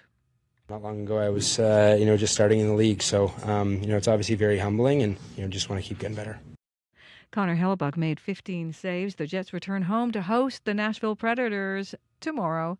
You can find more news updated throughout your day at cbc.ca/Manitoba. Thank you, Heather. Thank you. Yeah, let's look at what's happening in the weather right now. We have that fog advisory still in effect around the pod. That's this dense fog really reducing visibility in that area, so you need to drive carefully. Across board, we're looking at cloudy conditions, and we will see some rain in the southern part of the province, while the north will stay bright and mild for this time of the year. For Winnipeg right now, we are around 10 degrees, cloudy outside, rain on its way. That should start soon. That would ease in the morning, and we'll see the winds shift from the south to the west. Temperatures will climb to 12 degrees. We see some clear conditions tonight, but the temperature will be dropping to around 5 degrees. Sunshine tomorrow. For the Pembina Valley region, we're looking at 9 degrees now. Rain also on its way to that part of the province, climbing close to 12 degrees. Clear conditions tonight. Out west, Brandon, Napawa, surrounding communities, we're looking at 8 degrees at this time. Light rain already falling there coming our way. High will be around 11. That should clear overnight, but overnight you'll see your temperatures drop close to 3 degrees. In the Parkland region, Dauphin, 8 degrees right now. You're seeing a rainy morning. That should taper off later. You warm up to 11. Gimli's at 11. Morning showers on its way to that part of the province, warming up to 12. Clear conditions tonight, then you dip to 5. Up north, we're looking at the powerful influence surrounding areas. We're seeing 0 and foggy conditions in the power at this time, similar to Flim Flom. That fog should lift this morning, and temperature will climb to about 8 degrees. There's a slight chance of showers in the afternoon for that part of the province. Thompson and surrounding, we're seeing -3 right now. That freezing fog is still hanging around. That should clear as you get closer to the mid-morning period. You see your temperature only get to about 6 degrees later, and then some rain in the forecast for tonight into tomorrow afternoon. Churchill, 1 degree at this time, mostly cloudy there, high near 9 degrees. Rain arrives overnight, and similar conditions into Saturday. So above board, we're going to see a wet day in the southern parts of the province. And Winnipeg, we are at 10 degrees. It's cloudy outside. I got a call from Tyler while Corey was busy out there. We have the lights flashing red at Grant and Kenaston. Light flashing red at Grant and Kenaston. Police on scene. So if you're approaching that intersection, you need to treat it as a four-way stop, or treat it as a full stop, and then before you proceed. But the cops are on scene controlling traffic there. You see anything in traffic, you can give us a call. All right. Thanks, Abby. Thank you. Corey and I didn't break it, by the way. We were broadcasting from Grant and Kenaston yesterday. It wasn't us. Anything else to report in traffic, Corey? No, that is the only issue. We'll be keeping an eye on that. But if you do see something, that number, if you're walking, bike, and driving, give us a call, 204-788-3093. All right, thank you. Thank you. You're listening to Information Radio this Friday morning on 89.3 FM, 990 AM, on the app and on YouTube. I'm Marcy Marcusa. Well, next on the show, where does all the time go? It's a question many of us ask as we age. Is time really going by faster, or does it simply have our brains thinking that it is, playing tricks on us? CBC's Jenna Badosso headed over to the University of Manitoba yesterday to ask some young people about their perception of time. That's where she spoke with David Finney. Okay, so tell me, do you feel like time has been moving by faster? Yes, I have. In what way? Do you feel like the days are shorter, holidays are coming by faster? What's been going on? Just months are going by like it's nothing. How does that make you feel? Well, stressed because I feel like there's not enough time to complete assignments and stuff like that. So if you have a lot of things going on, it's like you don't have a lot of time in the world to do things. When your days feel shorter like this, what are some ways that you're, maximizing the amount of things that you're getting done? Probably I guess if I'm preparing for an exam, staying here till late at night, because that's the only way I can maximize my time efficiently. Steve Taylor is our guest next, a senior lecturer in psychology at the Leeds Beckett University in England. His book, Time Expansion Experiences, explores the psychology of time perception, and he joins us via Zoom from Manchester. Hi there. Hello there. Great to be with you. Thank you for being with us this morning. So what do you think about what you just heard? That feeling that time is not enough time. It's moving so fast. It's a very common human experience. In surveys, over 90% of people feel that time gets faster as they get older. Around 90% of people feel that Christmas comes round every year, or Ramadan comes round quicker every year. So it is a very common human experience. Why is it that we feel that way? There are a couple of different theories. One popular theory is that it's related to the proportion of a year or a month in relation to the whole of your life. So that as you get older, each month or year is a smaller proportion of your whole life. But my preferred theory is that it's to do with information processing. There's a well-established connection between time, the speed of time passing, and information processing. In other words, the more information you process, the slower time goes, and the less information you process, the faster time goes. So I think it's to do with familiarity. You know, as we get older, we tend to live according to routines. We tend to repeat the same experiences in familiar surroundings, and that makes time go faster. But if you interrupt your routine, if you go to a new place or have a new experience, then that time tends to make time slow down.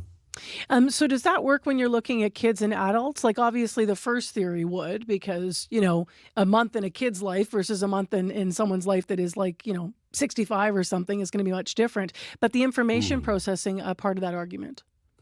Yeah, well, both theories work quite well, actually, because obviously if you're a child, if you're 4 years old, 1 year is a quarter of your whole life. So it seems to be a very significant figure. But also there is something special about the way children perceive the world.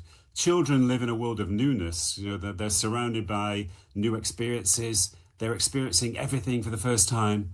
But as we get older, unfortunately, we normally have fewer new experiences in our lives.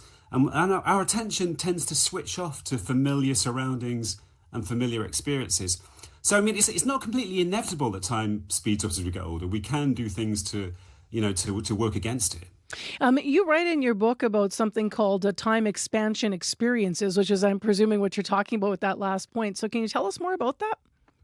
Well, there are different kinds of time expansion experiences. I had a car crash about 10 years ago, which inspired my research in this area, because in a car crash, it probably only lasted for 3 or 4 seconds. But in my mind, it seemed to last for much, much longer, maybe 1 minute. I felt as though I had so much time to observe the highway and to look at people in the other cars and to try to work out how to prevent damage to myself, injury to myself. So that made me research these experiences. And I found out that around 3/4 of people, of the population, have had a time expansion experience, usually in an accident or emergency. So that's one extreme type of time expansion. But also, you know, even if you just go to a new environment, like a new country, somewhere abroad for a few weeks, or even just a few days, that can also make time expand. It's a question of, in that context, it's a question of newness, exposing yourself to new experiences and new environments. I'm not sure, Steve, how far you went in your research, but I mean, that point you make about the car accident, I'm thinking about my own life and nodding, right, to something that we had a home invasion. It was, you know, every moment I can see everything. Everyone's fine. This is years ago. I'm okay. But I mean, I can see, you know, what happened in that exchange. Do we know why that happens in our brains? Is that sort of, I don't know, fight, flight, or freeze? And if you're in that moment, somehow it all slows?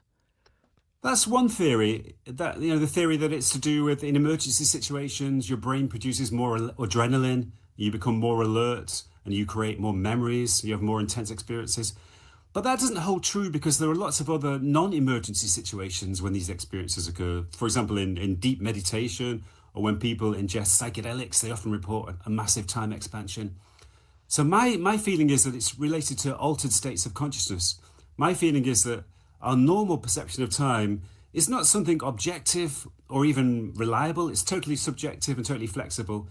And as soon as we switch into a different state of consciousness, we switch into a different perception of time. And usually when we switch into an altered state of consciousness, time slows down drastically. How did the pandemic influence the way that we perceive time in 2025, now that we're 5 years out? Well, there's research showing that people in general felt that time passed slowly during the pandemic. And there were a couple of reasons. It could be just because people were bored. They didn't have much to do. So we know that time passes slowly when people are bored. But also, I think it was also related to the newness of the situation. It was a completely unfamiliar situation, which nobody expected. And it had a dramatic effect on people's lives. So in a way, it did introduce newness into people's lives, which slows down time. And sometimes a lot of people say that since the pandemic, time has been speeding up. Mm-hmm. But I think that's really, I'm not sure if that's a totally reliable perception. I think it's maybe because time did slow down during that pandemic period, maybe people just have the impression now that time is going faster in relation to that period. And anyway, we know that time seems to go faster as we get older anyway. How does technology and social media play a role in affecting our perception of time? There's also a strong connection between time perception and absorption. Time tends to go very quickly in a state of absorption. As we know, if you play computer games or watch a really enthralling film or read a really exciting book, time seems to just disappear. So that's one kind of slight danger of spending a lot of time in social media, is that it speeds up time, because you're spending so much time in a state of absorption that time seems to disappear. Actually, one of the best ways of slowing down time is to just try and be in the moment, just to put yourself in a state of mindfulness and just be where you are without any distractions, without focusing your attention on any particular entertainment or activity. What about any other methods to slow down time for those that are seeking that? Well, in my book, I suggest 3 methods. One is simply to expose yourself to as many new experiences as possible. Try to disrupt your routine, try to break out of familiarity. And that doesn't just mean travel. I mean, travel is a great way of doing that, but it can also mean simply new hobbies, meeting new people, being curious, developing a curious, open state of mind. The second way it relates to what I just said about being mindful. Try not to spend too much time in a state of absorption. Try to be consciously aware of where you are and what you're doing. Try to sort of cultivate a state of presence. And there was research showing that mindfulness seems to slow down time. And finally, I suggest meditation as a way of slowing down time. There is actually research showing that people who meditate regularly experience a slower passage of time. And I think that's partly because meditation opens your senses, opens your awareness, so you perceive more newness. But also, there's something about in meditation, it kind of softens the boundary between you and the rest of the world out there. You feel more connected to nature, to other people, and to the world in general. And there's something about softening that boundary that also slows down time. Super interesting, Steve Taylor. Thank you very much for being on our program here in Winnipeg. Appreciate you. You're welcome. It's a pleasure. That is Steve Taylor. He's a senior lecturer in psychology at Leeds Beckett University in England. We reached him in Manchester. He's also the author of Time Expansion Experiences, The Psychology of Time Perception. And I just want to mention that when it comes to time, you might want to circle this date on your calendar. We are about to change our clocks and gain an hour to fall back. We do that on November 2nd.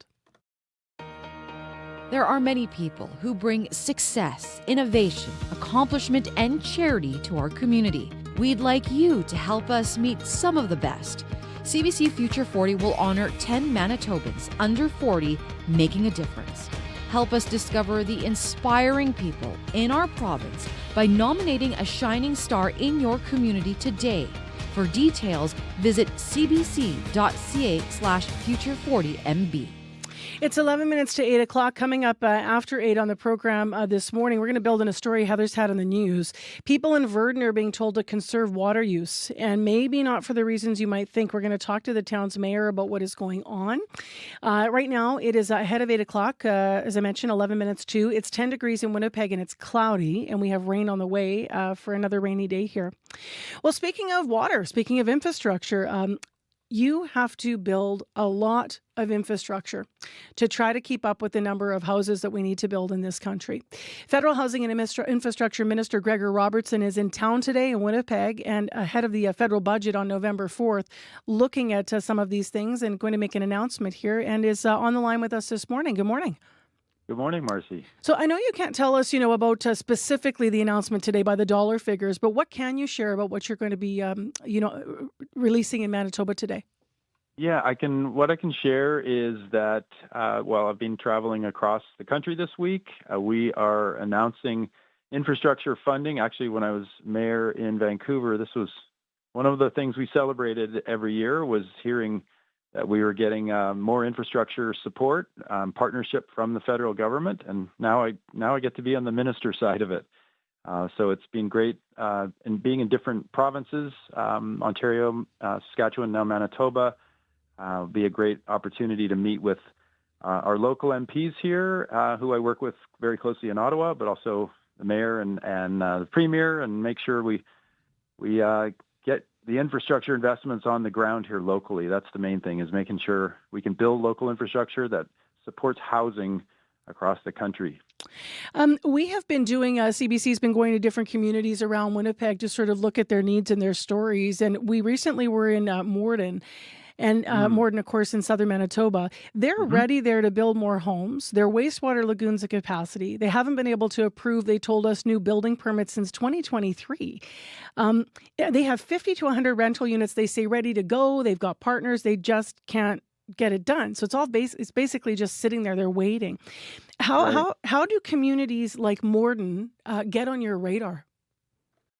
Well, those are exactly the opportunities that we want to move on as fast as we can. So there are infrastructure dollars that need to be invested in many of these cities and towns that are holding up housing exactly like that. I was in Toronto a few days ago at the Downsview site, and right in the middle of the GTA. That's a site, because there's no infrastructure there for it. There's 60,000 homes that can be built there now. We announced an investment in the sewer infrastructure. It's not glamorous, but if we don't make these investments, we can't build the housing, which is so critically needed. So, I'm hearing from lots of cities, lots of mayors, local MPs have done a great job here in Winnipeg to keep me abreast of the situation and what's needed. So we've got our elected officials. That's our job, is to make sure we know what the highest needs are. And right now, for me, it's infrastructure that unlocks housing opportunities. That's our top priority. How has that changed? Just given that, as you started to say, you have that unique perspective, having been a mayor of a city and now you're at the federal level. So how has that changed? Because traditionally, at least from where I sit in media from a lot of years, right, the feds wouldn't be as involved in those, as you said, less than glamorous projects, the guts of the infrastructure, the lagoons and such. Are you taking that bigger role because you're just seeing more of those dire needs across the country? Yes, I'd say so. I'd say there's been, well, certainly since, I finished as mayor in 2018, and it was, I had some really challenging years earlier on, dealing with the Harper government, who was very hands-off, did not want to deal with cities at all. And that made it, all the levels of government have to work together one way or the other. There's definitely some structural challenges from our constitution, but we've all got to work together. And, I think the efforts in recent years have scaled up significantly. And I'm inheriting a lot of momentum around the federal government investing more directly and bringing that partnership together. It's like a Team Canada approach that we're seeing with the Prime Minister and the premiers right now. Like, let's get stuff done for Canadians. That's what we're elected to do. And we can't be squabbling or missing the boat on things. And the federal government has a really important role to play in investing in infrastructure and housing. And I feel very, very fortunate to be here in this role at a time when that's a big priority for me and all my colleagues, starting with the Prime Minister. We want to be investing more. Build Canada Homes is our big new affordable housing entity, which the federal government's spent 30 years trying not to build affordable housing, and that's all changing very fast right now. Because I know the nature of your announcement will involve rural Manitoba today. Right. One of the things that your government has been looking at is the municipal development charges. So just so listeners know, this is a big expense for builders because they say they're going to develop, we're going to put housing in your community, but we're going to pay you, municipality, for this. So it funds municipalities, big source of cost for builders.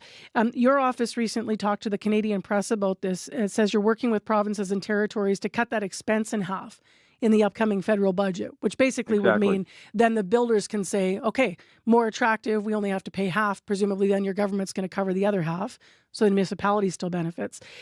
How are those plans coming along here in Manitoba? They're coming along well everywhere. The development costs are significant really significant in BC and Ontario. I think most of the other provinces and cities have been more modest about it in terms of applying those. So I'm absolutely committed to following through on that platform commitment that we reduce the development costs. That's critical right now across the country. And really the development costs get invested by cities that funding goes right into infrastructure to enable housing so our cities can grow more sustainably. We can build complete communities that work for people. So we need to bring those costs down, and the federal government we've recognized we have a critical role to invest there. So we're working on that. It's still in the works, so can't say much more than that, but you'll see and hear more on that very soon. All right, budget coming down early November. Thank you very much, Minister, for your time today on CBC. Thank you. Take care. It is the Federal Housing Minister, Gregor Robertson, in Manitoba today for an announcement that is coming up later today around infrastructure. Interesting, that story around Morden, being ready to go to build homes, having the space, even having some of the builder agreements in place, but needing that critical infrastructure built is not unique to Morden, of course.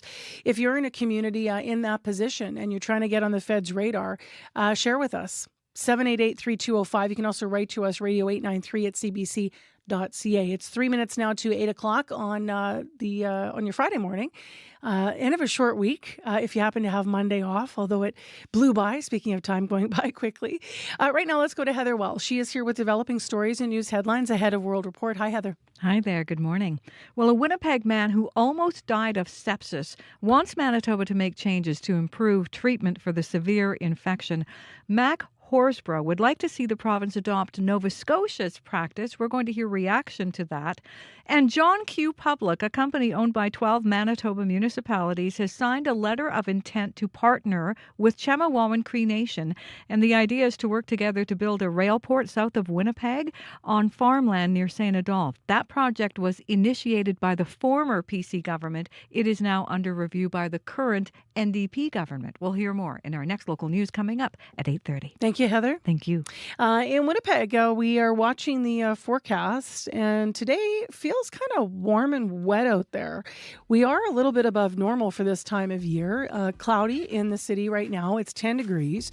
Wind will be part of the story today. Wind southwest 30 to 46, and part of the story for the Bomber game, I suspect, tonight as well. Now, the showers are supposed to end late this evening and then some clearing and a low of 5. So we'll see how that goes. In traffic, Grant and Keniston, cars are maybe having trouble passing through there because the lights are flashing red. Westbound Grant is down to 1 lane right now as well. So police are on scene. Apparently, it's very backed up in all directions. That's as much info as we have. If you want to pass more to us, 788-3093 is the commuter line if you want to give us a call. Well, still ahead after 8 o'clock, just to reiterate some of what we've been hearing in the news, water is running out in Virden. Residents are being asked to cut back their use. The town's mayor said there's, quote, a lot of moving pieces. We're going to hear directly from her after 8 o'clock. Stay with us.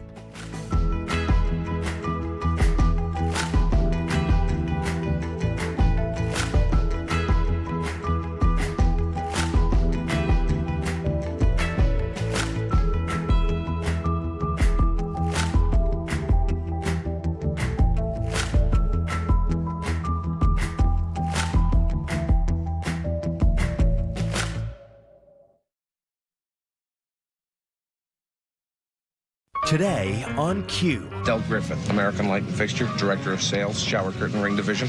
On the 25th anniversary of John Candy's death, Ryan Reynolds posted a montage honoring the late Canadian actor. The response inspired Ryan to do something bigger, to make a movie about John Candy. Ryan will be here to talk about what John Candy meant to him and to Canada. Q with Tom Power, this morning at 10:30 in Newfoundland, and on CBC Listen, or wherever you get your podcasts. We carry a world of information in our pockets because we want to know. It's news you can trust, delivered when you want and where you want on Canada's News app. Now with CBC Radio 1, local and live. Download the CBC News app for free. This is World Report. Good morning, I'm John Northcott. While the world was watching the humanitarian crisis in Gaza, CBC's Fifth Estate went to the occupied West Bank to investigate settler violence and how Canadian charities are supporting Israeli settlements that Canada says are illegal under international law and a barrier to peace. Ioana Romiliotis reports. Carter and Fatima Nawaja lie on hospital beds, bandaged and bruised.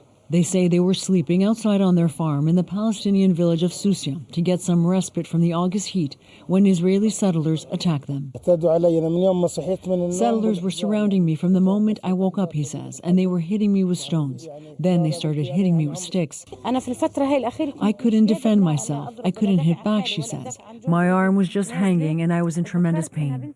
The United Nations estimates Israeli settlers have carried out more than 2,500 attacks against Palestinian civilians in the West Bank since the October 7th Hamas attack. Canada condemns the escalating violence, as well as the expansion of Israeli settlements, which are considered illegal under international law. Details of filings sent by Canadian charities to the Canada Revenue Agency reveal millions of charitable dollars are supporting settlements and Israeli military personnel, contrary to public policy. In one case, an Israeli entity sanctioned by Canada for facilitating settler violence was soliciting Canadian donations and offering tax receipts from a Toronto-based charity. Shane Martinez is a lawyer who volunteers for the International Center of Justice for Palestinians. He's filed complaints to the CRA about charities that break the rules. I think most people would be outraged. This is many millions of dollars that could otherwise be benefiting Canadians, that could be improving our society, could be building up services that Canadians use and access, real charitable purposes. The charities we reached out to turned down or ignored our requests for interviews. The CRA also declined to speak to us, but we caught up with Finance Minister François-Philippe Champagne, who told us the rules governing charities are clear. Joanna Rumaliotis, CBC News, Toronto. The Fifth Estate's investigation, Funding the Occupation, airs tonight at 9 p.m. on CBC Television and GEM, or watch it now on YouTube. The conflict in Gaza is spilling onto the soccer pitches of Britain. Fans of an Israeli team from Tel Aviv are being banned from attending a November match in Birmingham. Officials say their presence is too risky. That decision is facing harsh criticism, including from the UK Prime Minister. Anna Cunningham has more from London. British police say this decision to ban fans of the Israeli club Maccabi Tel Aviv was taken due to public safety concerns and previous incidents, including violent clashes in Amsterdam involving local and Maccabi Tel Aviv fans. Dal Babu is a former Metropolitan Police superintendent. Police would base their decisions on the intelligence. He says, adding they should be trusted. This week saw protests at the Israel national team's World Cup qualifiers against Norway and Italy, with police using tear gas on demonstrators and pro-Palestinian crowds in both Oslo and Udine. Birmingham, the home of Aston Villa, is a city with a large Muslim population. The sentiment that people have, particularly around Gaza, is very strong, says Babu. Unusually, the British Prime Minister Keir Starmer has stepped in, saying we will not tolerate anti-Semitism on our streets. The CEO of Maccabi Tel Aviv, Jack Angelides, says he is concerned about what it signals. Of course, there are elements in all clubs that misbehave, but to paint in a broad brush the behavior of few to all is just unfair. Local MP Ayub Khan in Birmingham welcomes the decision to ban fans. Unfortunately, it's very difficult to decipher which are the fans that are not going to cause problems vis-a-vis those that will. But with the decision about soccer now entering the world of politics, there are calls for the move to be reviewed. Anna Cunningham, CBC News, London. Volodymyr Zelensky is expected to push Donald Trump for more U.S. weaponry when he meets with the president this afternoon in Washington. But there's a crucial phone call that may have undermined Zelensky's pitch. CBC's Willie Lowry in Washington. Willie, what is Zelensky hoping to get out of this meeting? John, Volodymyr Zelensky has been pretty clear. He wants Tomahawks. That's an American-made missile with a range of up to 2,500 kilometers. That means Ukraine could strike deeper into Russia, hitting areas, including Moscow, that have, for the most part, been out of reach. But it's a big ask. Washington has been reluctant to provide Ukraine with that kind of offensive firepower for fear of antagonizing Russia. And for a brief moment, it seemed that President Donald Trump was toying with the idea. A call with Russian President Vladimir Putin on Thursday may have changed that. I did actually say, would you mind if I gave a couple of thousand Tomahawks to your opposition? I did say that to him. I said it just that way. He didn't like the idea. And Willie, Trump and Putin are looking at meeting again soon in Hungary. That's right. President Trump said it could happen within the next 2 weeks. He's already dispatched Secretary of State Marco Rubio to meet with Russia's Foreign Minister Sergei Lavrov. That meeting is expected to take place sometime next week. Now, Trump and Putin met in August in Alaska, a meeting that was full of pleasantries but yielded few results. This latest diplomatic blitz comes after Trump helped deliver a hostage and ceasefire deal to end the Israel-Hamas war. Zelensky hopes the U.S. can build off that success. In a post on social media, he said, quote, "We expect that the momentum of curbing terror and war that succeeded in the Middle East will help to end Russia's war against Ukraine." Russia currently controls roughly a fifth of Ukraine's territory. The fate of that area very much at stake. CBC's Willie Lowry in Washington. Thanks, Willie. My pleasure. Preparations are underway for Ottawa's first Inuit women's shelter, a 30-bed transitional housing facility expected to open in the city's south end within the next 2 years. Anshul Sharma has more. In a sleepy residential neighborhood, Inuit throat singers perform their art, elders offer blessings, and a kulak, or an Inuit oil lamp, is lit. It's a ground-cleansing ceremony at the future home for Inuit women and children fleeing violence in Canada's capital. Throughout the celebrations, community members share their hopes. Leonie Kunuk has been living in Ottawa for the past 30 years and is familiar with the city's shelter system. She says she's been waiting for a shelter that will meet her needs. I'm very happy that this has finally come to fruition. Stephanie Mickey Adams co-chairs the Ottawa Aboriginal Coalition, which spearheaded the project 2 years ago.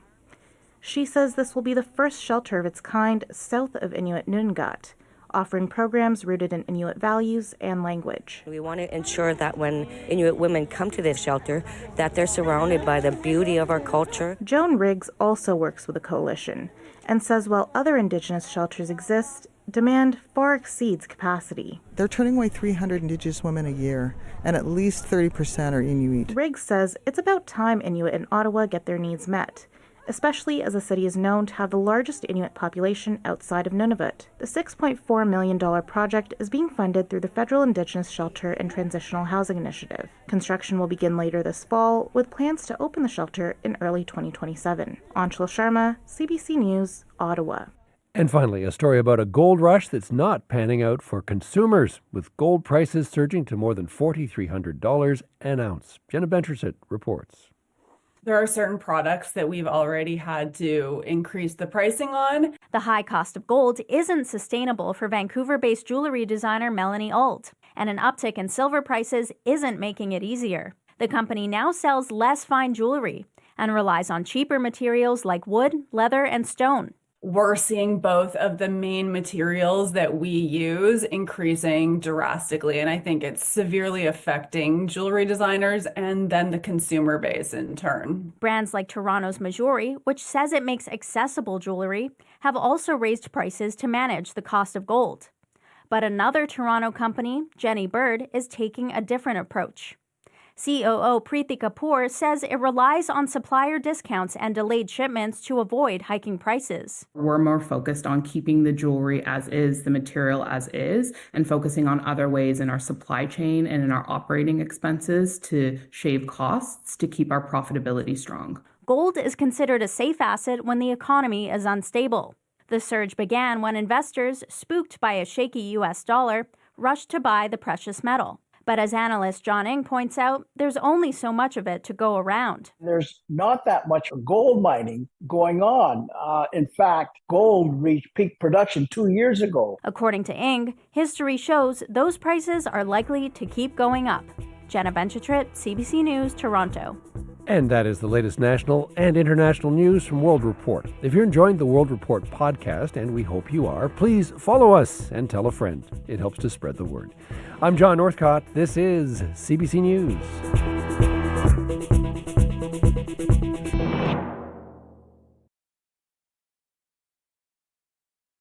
Well, good morning, everyone. I'm Marcy Marcusa. Hopefully your Friday's going well so far. Thanks for making us part of your morning on CBC 89.3 FM, 990 AM on the app and on YouTube. Warm and wet today. Warmish. We are above normal, and we're going to talk more about the forecast. As always, in just a moment. You're probably already out the door, maybe getting ready for school, or if you're standing at the bus stop.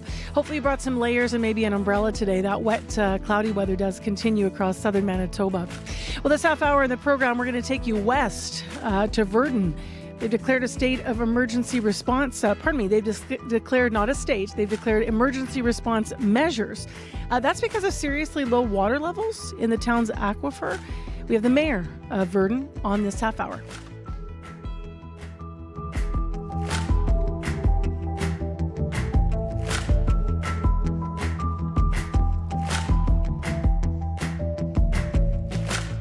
With other stories developing in our province today, here's Heather Walls. Good morning.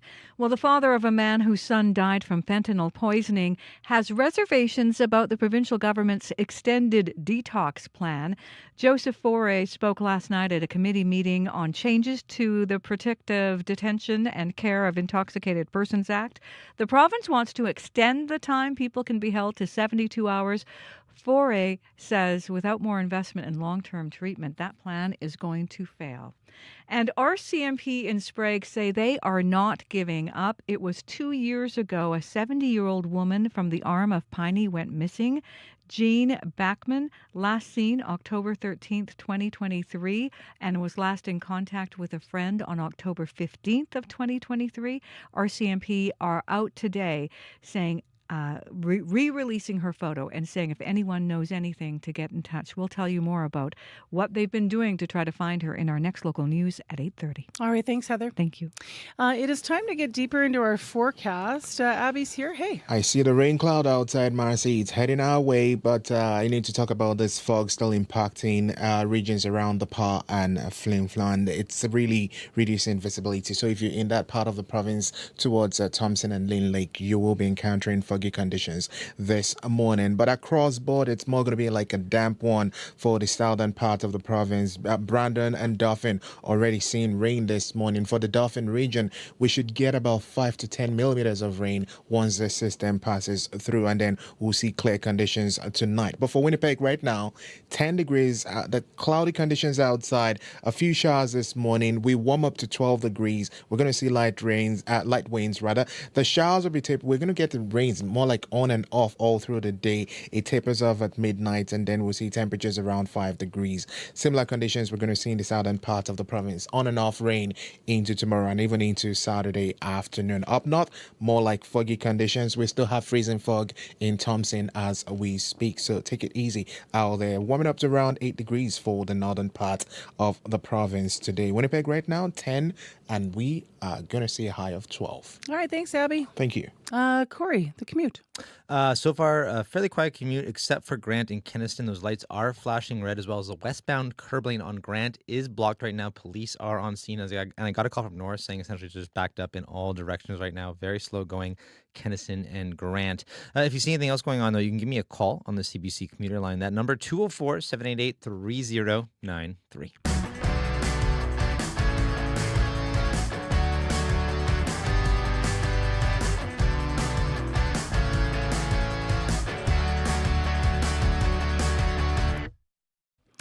It is 8:14 right now on 89.3 FM, 990 AM on the app and YouTube. Well, as I mentioned, let's go west. Residents of Virden have been told to conserve their water use. The town of Virden has enacted emergency response measures as dropping aquifer levels continue to threaten their supply there. And they're in search of a new solution. Tina Williams is mayor of Virden and joins us this morning. Good morning. Good morning, Marcy. So what happened? What's going on? Basically, the aquifer that we're currently on, we got on about 4 years ago. Really good water. We have been told is just not enough to supply our community, and that we should be getting off it fairly quickly. So we have gone back to the site where our old wells were, because we know that there's water there. The quantity wasn't a problem there, it was the quality. But for now, that is our best case scenario, and we're going to work with the engineers and stuff to see if we can do something about the quality there once we are on it. What does it mean for people that are in Virden? I mean, the thousands of people there right now then. Yeah, we're like heavy usage. We'd like people to be definitely more careful of. We're lucky in a way, if you can say that, that outside watering is done now. people aren't watering lawns and all that stuff anymore. We're not to the point that we're asking you to not do your laundry and things like that, but just to think about any extraordinary uses for now. And then we'll keep people informed if anything changes. Um, how much of a role, just to reiterate this, did the summer's drought play in this or not? From what I understand, this probably would have come out eventually, but the drought conditions sped it up. Like if we'd been in a wet cycle, it might have been a longer period of time before we'd been aware of it. The drought conditions, 4 years, and we know that it's a problem. As a municipality, what do you have to do to ensure this doesn't happen again then? Well, we always work with the Water Services Board on these projects in the first place. So we'll be going back with them after we get new water going and looking at how we got to this point in the first place. Right now, we're kind of just looking at that focus forward.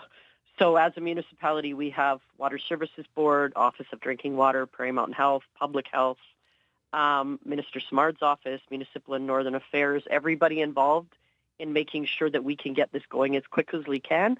Honestly, new wells are usually years in the process, and we brought a drilling rig in yesterday. It is the old site, but it is a new well, and we're expecting to, like, the drilling in the next 2 weeks. The new well should be drilled. What concerns do you have for businesses that might use a lot of water, or any of the emergency services in the area? Right now, we're not putting out any, we're not going that extreme yet. We are watching the aquifer on, we got some higher quality, maybe would be the word, testing. They measure right down to the millimeter. We're keeping a lot closer eye on the aquifer so that if we have to make changes to what we're expecting from people, we'll communicate that very quickly. Right now, it's just to consider your water usage is more what we're at.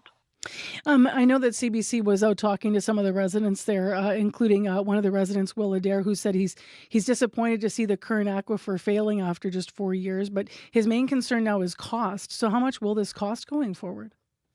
Council has passed a resolution to cost share with Water Services Board up to $500,000 to get the new well in the ground and all the works for the pump house and the pipeline and the water treatment plant. But luckily, because we're going back to our old source, a lot of that is still in place. Those wells were still functional. They're just not enough to meet our needs. So will there be an impact in cost for the, going back to your old source, the drills there? You said it could be a couple weeks, something that would normally take so much longer. Yeah. Will there be a cost impact on residents in the area for that decision? Oh, there's costs involved in all of these new wells. We just honestly, this is kind of fast moving, and we're just not at the point that we can put a lot of numbers on them yet. Okay. We're just honestly lucky that Friesen Drilling managed to get a rig here this fast to get this drilling for us. Do you have any idea? I know you don't have numbers then on the interim fix here, but in the long run, then, for this not to be a problem in the future, what should residents be prepared for in terms of costs or solutions? As far as costs, I really can't say. I know that once we get this new well at the old site going, we are going to have to go out again and look for another site. This isn't our permanent solution. Whether this becomes our main well, this becomes our backup well, all those are decisions in the pipeline, but we will be looking for more. And yeah, as far as the money part of it goes, that's probably a question for, I honestly feel it'll be into the new year before we have those kinds of numbers. But we are looking at having public hearings about water quality and public hearings about money once we figure out what we're at. And I wonder, with this current aquifer failing after 4 years, what's your reaction to that? Disappointment is the only reaction I have, because it was really good water, and we were really excited about the idea. The years we've been on the new aquifer did help our bottom line a lot. There was not as much process to the water. There was less chemical involved in the water. It was going really well for us. So yeah, disappointment. How long did you expect it to last? Well, we always knew that we should have a new second source, have a backup away from our other ones. But honestly, we were going to start looking into that in the next few years. Like, we knew that we should have a backup, but we were never under the impression that we'd be having to. We're permanently moving away from that aquifer now. We were never under the impression we'd have to permanently move away from it, just that we should have another source, as a responsible community should. And now it's imminent. All right. And now we're moving off of it entirely. All right, Tina Williams, thank you very much for your time from Verdun this morning. Appreciate you being on CBC. No trouble. That is Tina Williams, the mayor of Verdun, joining us live this morning at 8:21. Jan Arden, legendary singer-songwriter, captivates her audience in a legendary venue. Welcome to Massey Hall. Jan Arden, with an evening of original hit songs and some of her favorite pop covers from her latest album, Mixtape.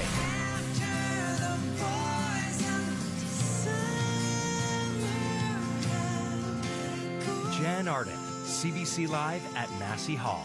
Watch free on CBC Gem. Thank you. Well, we're getting into the season where you might want to snuggle in and take in some music. Maybe tomorrow night you're going to check out a cover band. If you're a fan of Fleetwood Mac, you might consider it. Since 1999, a tribute band called Rumors of Fleetwood Mac has been traveling the world. They perform songs by the iconic group with the blessing of Mick Fleetwood, by the way. Tomorrow night in the city, they are playing the Burton Cummings Theatre. And you can almost guarantee we're going to hear their cover of this classic. Fleetwood Mac, your Friday morning on CBC. This is Dreams on 89.3 FM.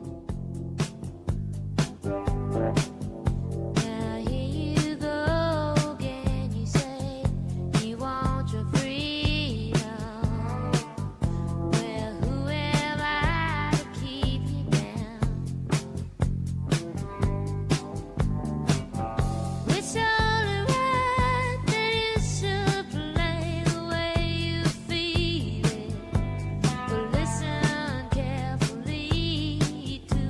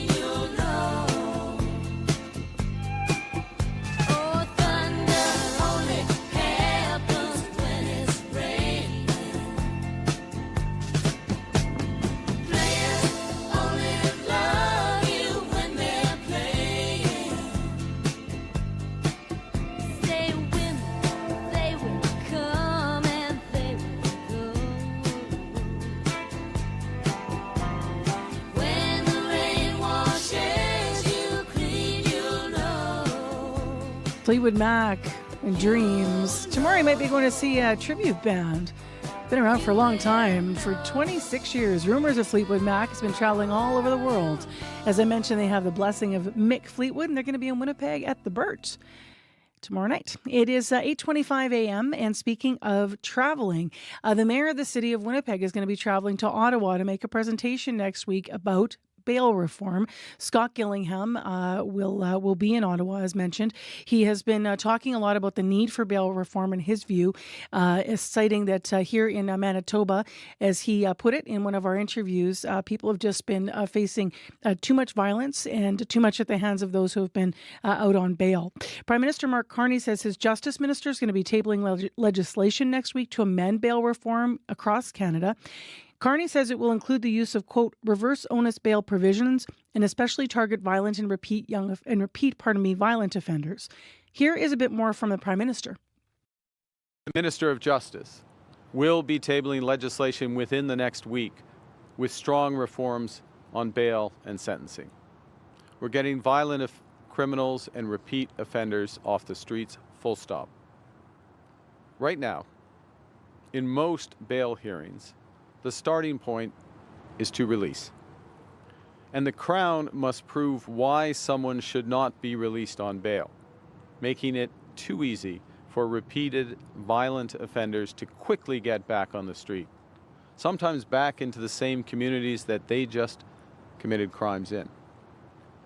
Our new law will flip that script by creating new reverse onus bail provisions for violent and organized crime-related offenses. We're making bail stricter to keep you safer. With so-called reverse onus bail, it will no longer be up to the Crown to prove why someone should stay behind bars. It will be up to the accused to prove to the court why they can be trusted to be released. Their risk of reoffending and their history of past 10 years will be considered. These strong new reverse onus bail provisions will apply to violent auto theft, to break and enter, to human trafficking and smuggling, to assault, to sexual assault, and to extortion involving violence or violent threats. Simply put, these changes will keep violent repeat offenders of these crimes off our streets and out of our communities. So that's Prime Minister Mark Carney speaking from Toronto. That was yesterday, but this is all ahead of next week. The Justice Minister tabling legislation to amend bail reform throughout all of Canada. As I mentioned, one of the people presenting there next week is going to be our city's mayor, Scott Gillingham. Marjorie Dalhouse has popped in to tell us about Radio Noon's Call-In, but actually also to tell us about what you're working on, because you have a bail reform story today on your show. That's right. Coming up at the top of the show, we're going to hear from Sherilyn Knox, who is the mayor of Portage-La Prairie. She has been very vocal for years, pushing for changes to bail reform. So we're going to get a reaction to the Prime Minister's announcement yesterday coming up on Radio Noon. But the call-in today is, you probably heard earlier this week, Meta announced changes coming to Instagram when it comes to teen content, what teens can see. They're now slapping on a PG-13 rating similar to movies. So there's certain types of content that teens will not be able to access. So we're going to have a guest on from Media Smarts, but we're asking you to weigh in. What do you think of these changes by Meta? If you have a teenager, do you think it's going to make a difference? So give us a call after 12:30. Ask your questions. Share your thoughts. Join the conversation. All right. Thanks a lot, Marge. Thanks, Marcy. Thanks, Marjorie Dalhouse, teeing up some of the things on Noon today, including the call-in between 12:30 and 1, and then one of their lead stories, which will be talking to the mayor of Portage about bail reform. Well, we're almost done for the morning show this morning. I want to thank everyone who worked so hard in our unit all week long. Our associate producers, Corey Funk, Abby Adiemi, Sierra Sanders, Chidi Akuma, May McKillop, Carmen Ponto, Marshall Hodgins, Jenna Bedosso, Dylan Longhurst, and Chloe Friesen working on all of the shows. Our current affairs reporters, Jim Agapito, and our community reporter, Shanley Vidal. Hosts in unit, Nadia Kidwai, Marjorie Dalhouse, Faith Fundal. From our news department, Josh Crabb, Joni Nicolo, Megan Ketchison, and Heather Wells on the early shift. And our YouTube producer is Darren Marash. Also thanks to Nellie Gonzalez, who produces all of our programs here in our current affairs unit, and Leif Larson, who's the senior producer of audio at CBC Manitoba. Grant Keniston lights in a four-way flash position. Your news is next. This is CBC News. Good morning. I'm Heather Wells in Winnipeg. At 8:30, it's 10 degrees. Showers beginning this morning, not ending until late this evening. Windy to start your day. Warm, though, a high of 12. The father of a man whose son died from fentanyl poisoning has reservations about the provincial government's extended detox plan. Joseph Faure spoke last night at a committee meeting on changes to the Protective Detention and Care of Intoxicated Persons Act.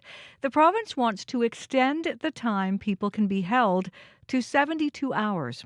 Faure says without more investments in long-term treatment, the plan will fail. I feel sorry for the individual that gets picked up on this 72-hour detainment and then left out sick, hungry, still in a state of psychosis.